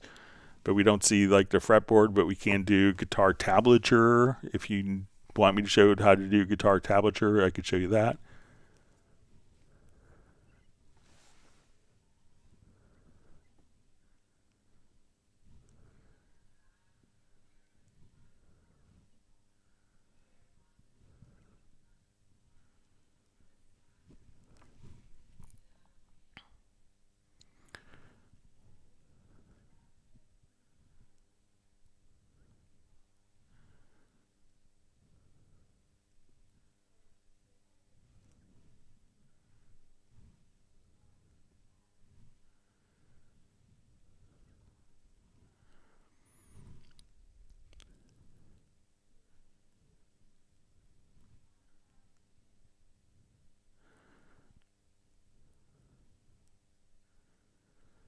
Okay, so you see from says another question is, for instance, Studio One lets you drag an insert effect to the send field to create an effects track.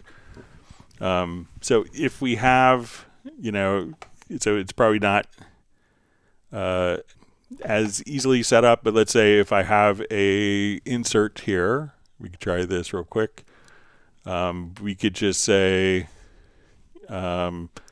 I want to add an effect track to this. We would choose no effect, and then I could just, so here's my effect send. So now I want to drag this effect, and let's see if we could just do it from, let's say, our mix console here. So we go from our inserts. So let me just check my tracks. So let's say we have this. Right, so I want to go from, like if I have a destroyer in this particular one, I could then just drag it to the effects end, and then that would be there. So there's going to be little things that are going to be different, and there's a lot of things I think that you'll find in Cubase that are really, beneficial. And, if you have a list of stuff, you could send it to me at clubcubase@steinberg.de, and I'll make sure to pass it on for these little things that are kind of muscle memory workflows.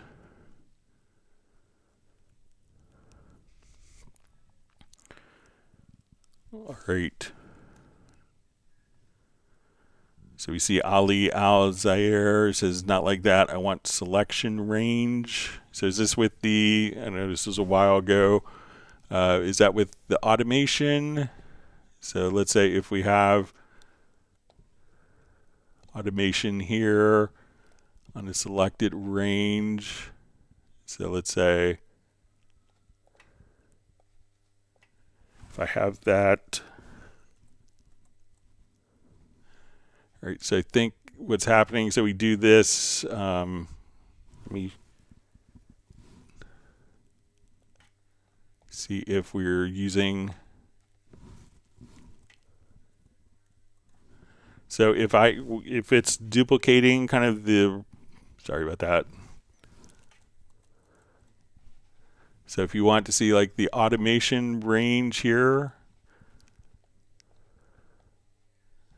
so let's say we have automation here that we want to duplicate. I could just grab, and let's say I'm just going to use the range selection tool and just hit Command D. So let me know if that's what you want to do.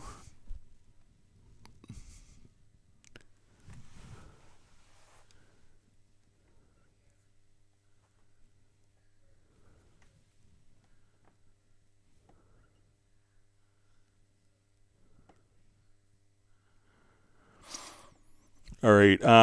So we see what sort of used is MIDI track.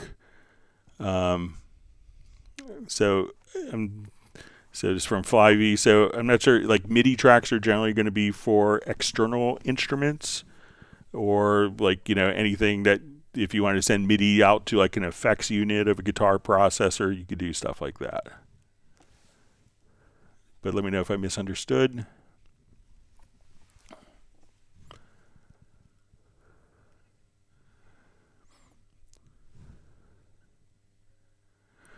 All right, so we see from Radar the Band says, I've asked this before, but I keep forgetting when I think about getting around to it. So can I use Spectral Layers to break out a drum track into individual components? Thanks in advance. So with the Spectral Layers Pro, you can unmix like kick, snare, hi-hat, cymbals, I think ride, and toms. So you can, if you've done an unmix of a particular track, you could unmix the individual drum components within that.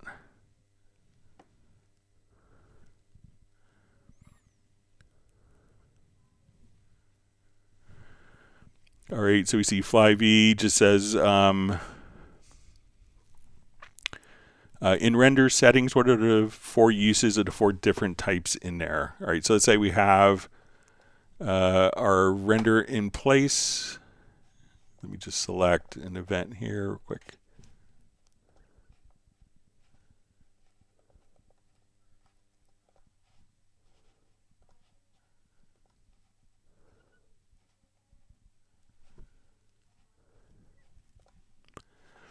Okay, so we have dry. So if it's these 4 choices, we could think of dry as not embedding any of the effects processing in there. And if we have effects that are processed in the particular files here, when we render it, all of the channel settings are going to be preserved and carried over. When we do channel settings will include the channel strip, the EQ, volume, and panning.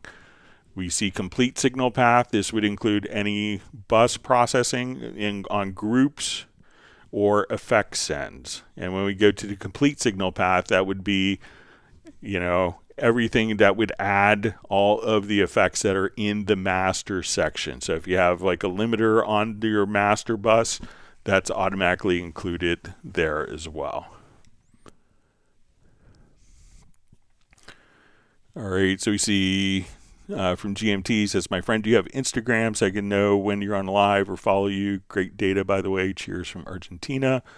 So I don't really, I think I have an Instagram account, but I don't do anything there. But we do this every Friday and Tuesday starting at 1 p.m. U.S. Eastern Time. So generally we just do it every Tuesday and Friday starting at 1 p.m. U.S. Eastern Time. And you could always watch them afterwards or go to cubaseindex.com and search.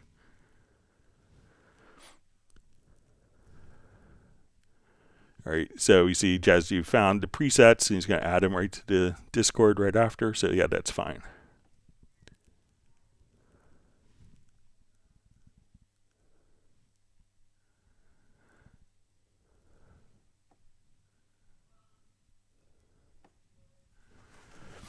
All right, so we see from John who asks, hi Greg, if I create a second marker track and copy several markers at once from the first marker track, they lose their length and go to theme of the project. Is this a bug? All right, so let's take a look.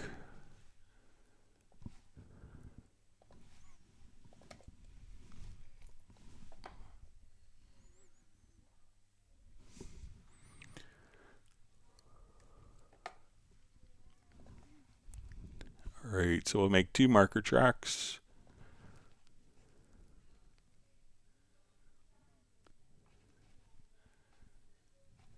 Okay, I'll move both of these up.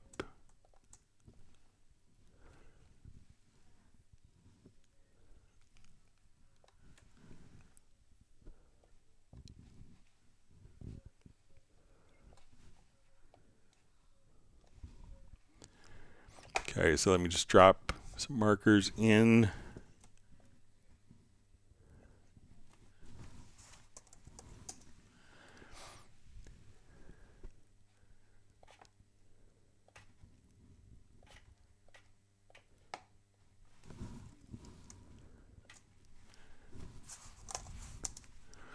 Okay, so we have some markers populated. Okay, so second marker track can copy several cycle markers at once to first marker track. They lose their length and go to the theme of the project. Is this a bug? All right, so let's create 2 more marker. I'll create another cycle marker here. Sorry, wrong modifier key.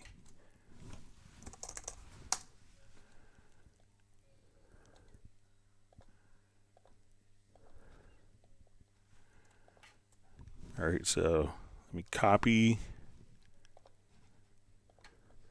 these here. Let's see if we just do straight paste. So I just did an Alt or Option plus V to paste at origin.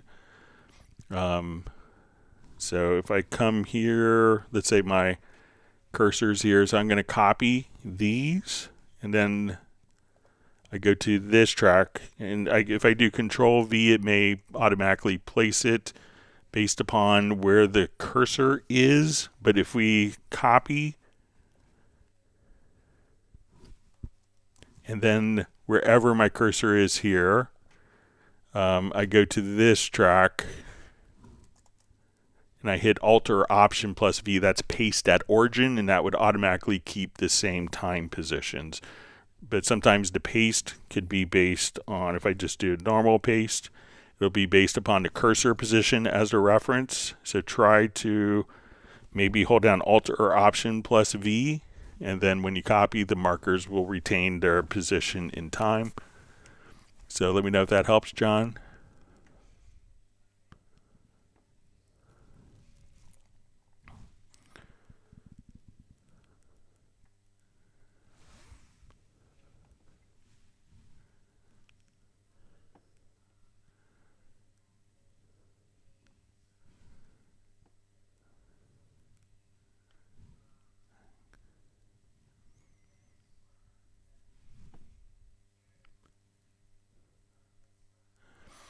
All right, so you see John with kind of a clear description.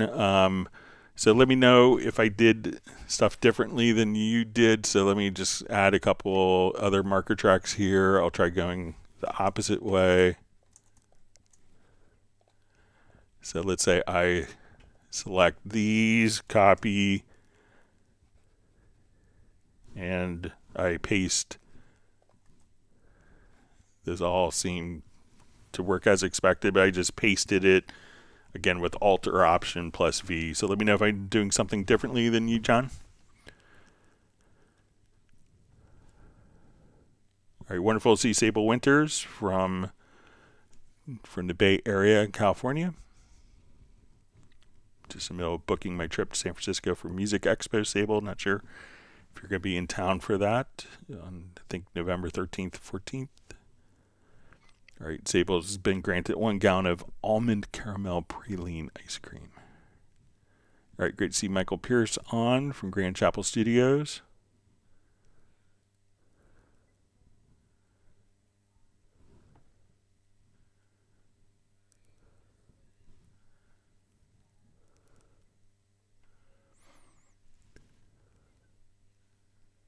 And I'll also just try dragging the markers here. So let's say if I have these marker tracks and I drag them, and before I let go of my left mouse button, if I hold down, here, I'm going to move them vertically first. And then let's say if I move them over, we can constrain the direction of the edits as well.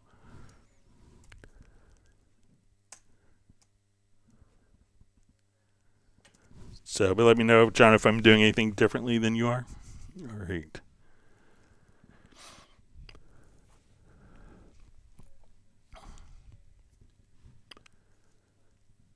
All right, wonderful to see Gerald Elian's been on for a while, but multitasking.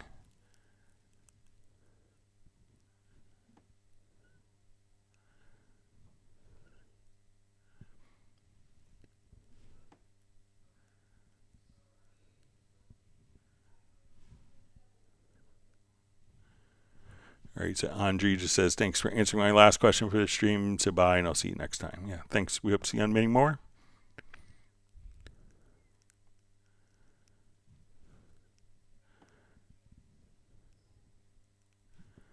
All right, I know we had some questions that were mailed in, so let me get to some of those.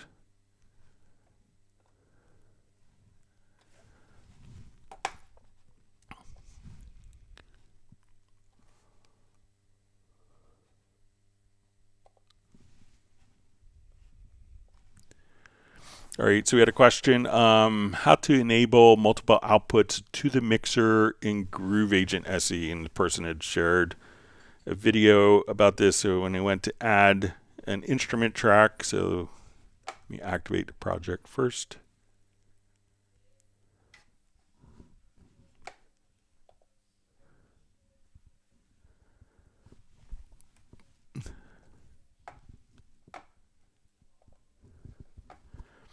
All right, so when we do this and we come over here, so there's a number of ways of activating different outputs. So if we open up, let's say a beat agent kit, we come here.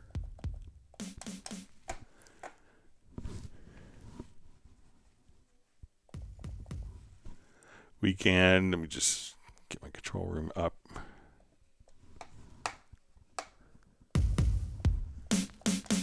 All right, so when we come over and we select different outputs, we can just simply click on our outputs here for each of the different. So if I open up my mix console, I could see that we have a groove agent and we have our snare going out of the same output. But if I choose my snare to go out of output 2, then when we look at our mixer here, let me just make this a little smaller. Sorry about that. When we look at the mixer,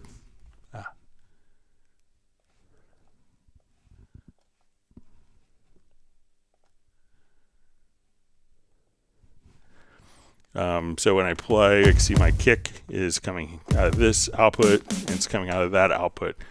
Many people will also go over to like the outputs when we go to like the virtual instruments. So let's say if we want to see the outputs here, we can just come over to the Groove Agent and we can say activate outputs. And what the person was doing in the videos, they were just kind of over here where they clicked on. You just need to click to the left.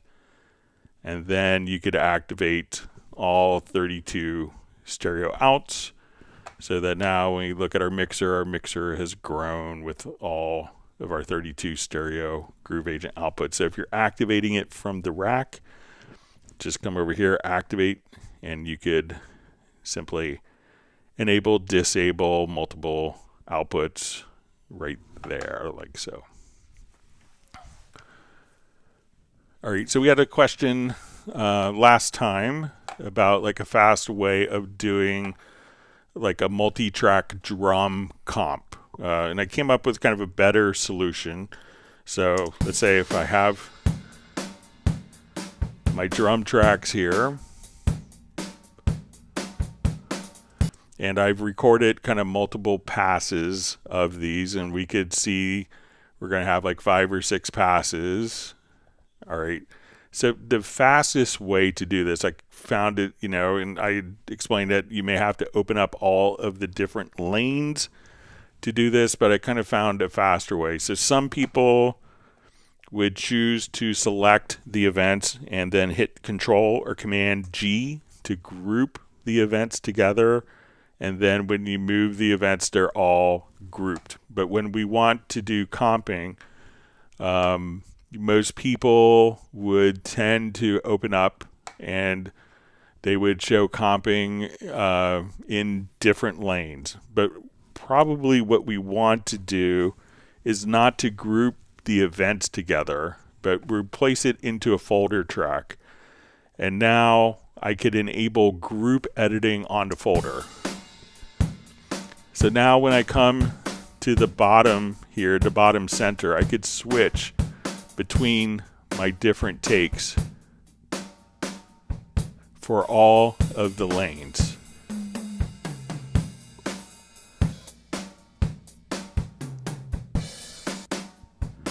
Now if I wanted to do like a comp just on a couple of measures, what I could do is just come over and I'm going to just select that particular lane, and let's just simply, I'm going to split.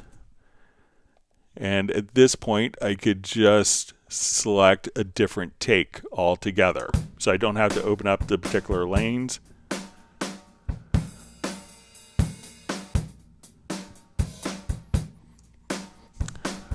So in the discussion from Friday's live stream, they were saying in previous versions that when we cut, that it would automatically cut through all of the layers. So if I come here and I hold down my Alt or Option key and click, that in the newer versions that this cuts through all of the layers.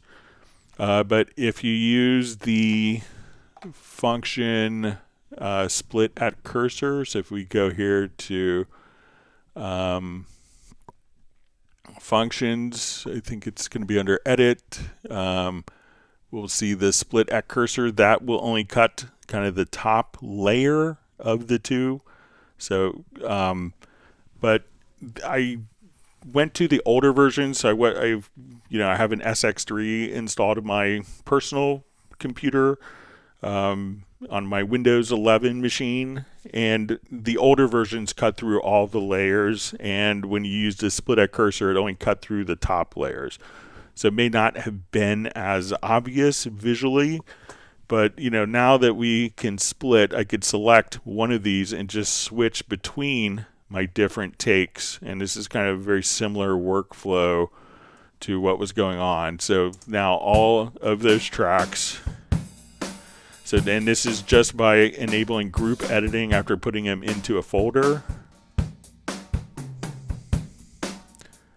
So I say, okay, let's make this a different take altogether. I want this. So I could change one just by clicking at the bottom. And every one that we do there will automatically be carried over for all the different takes. So you can see kind of our take number here, 3, 3, 3. So as soon as we come over here, we could switch all those different takes just like that. So let me know if that makes sense.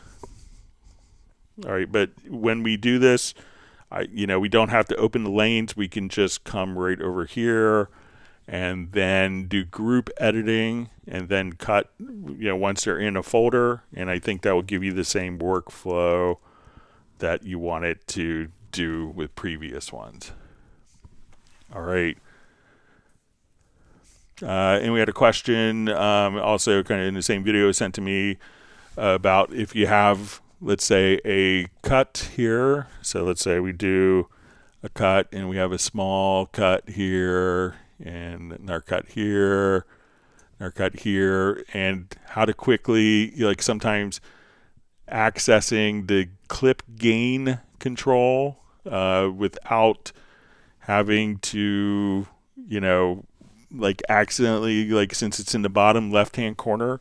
So an easy way to access clip gain control anywhere that you click, you could just hold down the control or command key plus and just come right over here and just click and hold the left mouse button down. So you could click anywhere in the waveform and be able to adjust your clip gain for all the selected tracks. So if I want to come here, let's adjust the clip gain for all those tracks. I don't have to grab the bottom left-hand corner. And there are some, and check if you go to your preferences and with the range, with the selection tool, I think is what you want. So let's say we go to your editing if you wanted to change the modifiers. So we go to editing to tool modifiers, and if we go to command plus shift, it's going to be kind of the same control for editing velocity. So where you see edit velocity, you could now just set that particular key command. So as soon as you're here, just with the object selection tool, we can just adjust kind of the clip gain like so. So you don't always have to go to the lower left-hand corner to access that. All right, next question we had that was mailed in is how to get rid of the diagonal lines when working with overlapping events. So there is a preference for this. So if we just come over to your preferences settings, we go to event display, and then on show overlaps, if you didn't want to see the diagonal lines, you could choose for it to never show, to always show, or only when mousing over.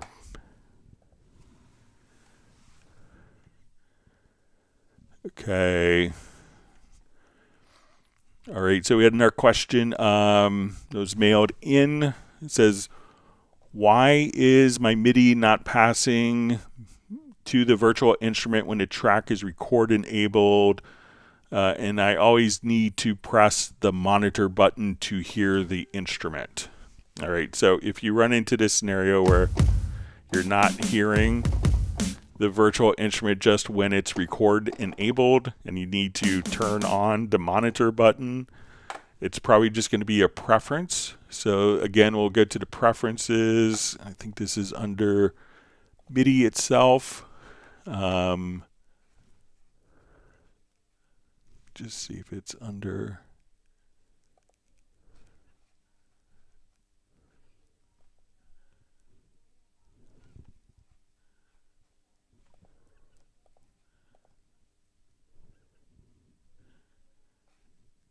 It's going to be, let me just, okay, under record MIDI.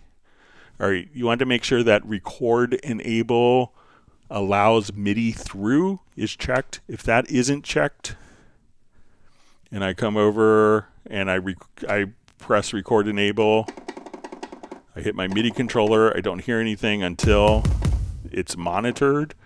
Once that preference is enabled, so again, come over here to preferences or settings, go to record MIDI and make sure that the MIDI record enable allows MIDI through. So now that I have that done, I don't have to have the monitor. I could just have the record enable turned on, and at that point we can just come right over there and pass the MIDI to the instruments.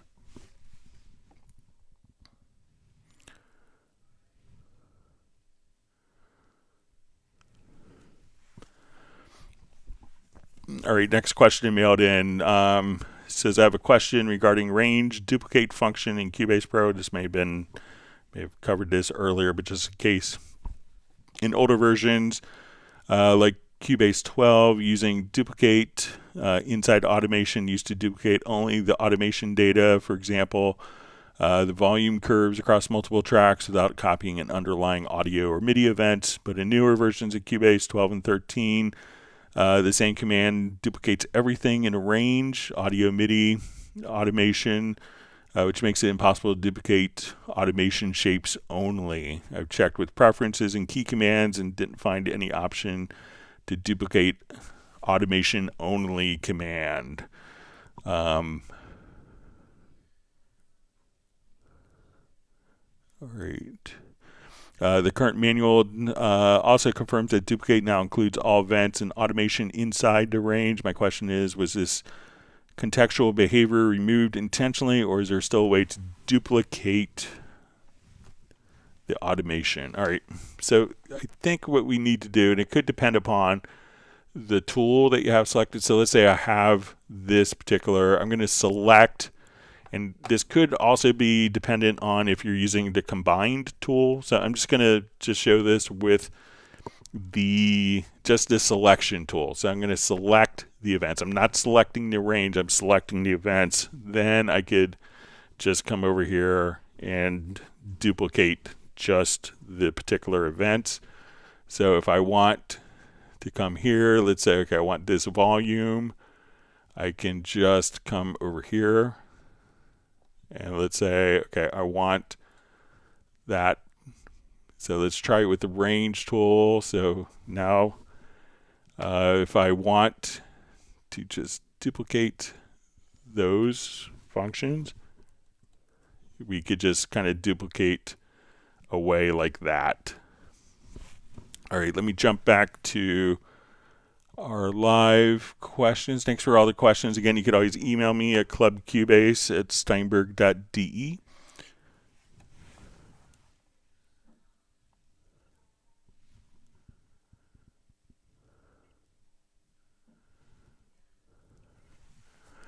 All right, just before I jump back, I see Rick's question. It says, Greg, did you see my question about moving from iMac 2017 i7 Intel to iMac with M3 chip and the problems when changing from Cubase 14 for Intel to Mac M4? What would that entail? So it's really just installing and then just making sure it will automatically be optimized to, it's automatically set up by default, Cubase 14, to use the Apple Silicon processing. And it's really just installing and having fun with your new machine.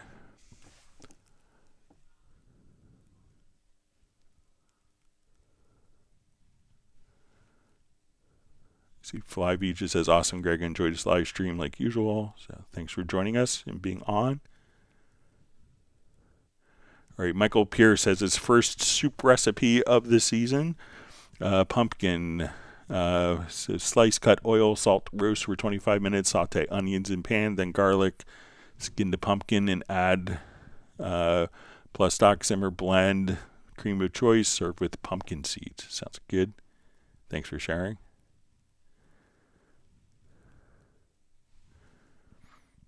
All right, so we see says, hey, I have a query. Can you help me out, please? I am new to Cubase and it shows no VST instruments. What should I do? So, when you install Cubase from the Steinberg download assistant, there are different, the instruments can be installed separately depending on how you did the installation. So go back to your Steinberg download assistant. And once you select like your Cubase 14 license, it will come here, say Cubase Pro 14. Make sure that you just didn't install Cubase, because you could choose to install all the different instruments, but here we can see that your Halian Sonic, Groove Agent, Retrolog, Pad Shop, Iconica Sketch, Verb, different instruments here will all be, you could have separate installers. So if you haven't gone through that, installed that, make sure you do that.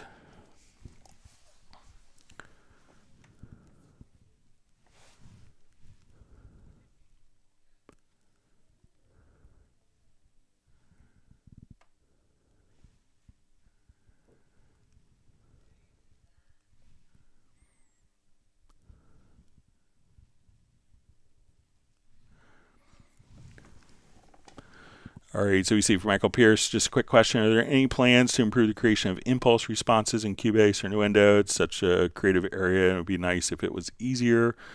So I can't really comment on future things, but I passed along your request from when you sent it earlier.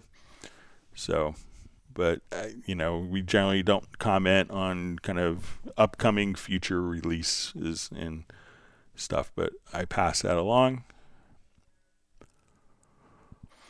All right, we'll see if there's any more questions. I think we're at the end of questions. I hope that everyone has learned a new tip or trick. If you have, make sure that you hit the like button. Also, we'll be doing the live stream again on Friday, starting at 1 p.m. U.S. Eastern Time. And we'll go for about 4 hours or until we actually run out of topics. I want to thank everyone for joining again today. It's great to see new users or learning Cubase. And we hope to see you all on future live streams. And if you want to search for topics that have been covered in previous live streams, you could always go to cubaseindex.com and check out all the information in the unofficial Cubase Nation Discord and check that out. All right, see Graham Witcher's just happy for the soup recipe.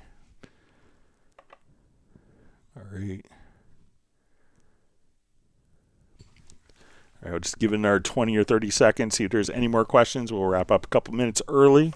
Thanks again for being part of such a wonderful community that we have here on YouTube for Cubase users and people want to learn more about Steinberg products.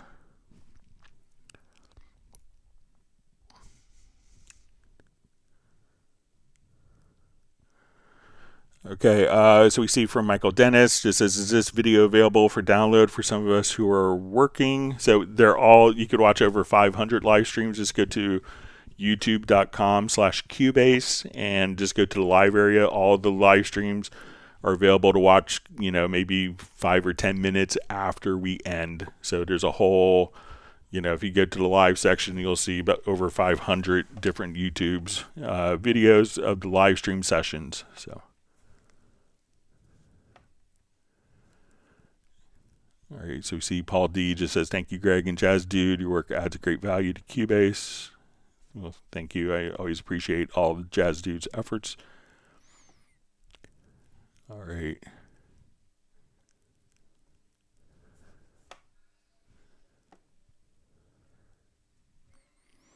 And for Michael Dennis, you could always search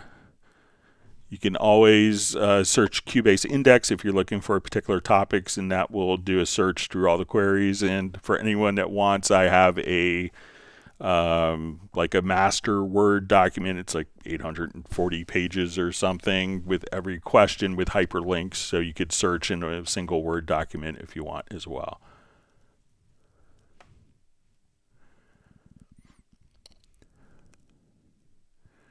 All right, so I think we are out of questions. I want to thank everyone for all the great questions. I hope everyone's learned a new tip or trick. And if you have, make sure you hit the like button. And with that, we will go ahead and wrap up. And we'll see everyone back on Friday starting at 1 p.m. U.S. Eastern Time. Take care.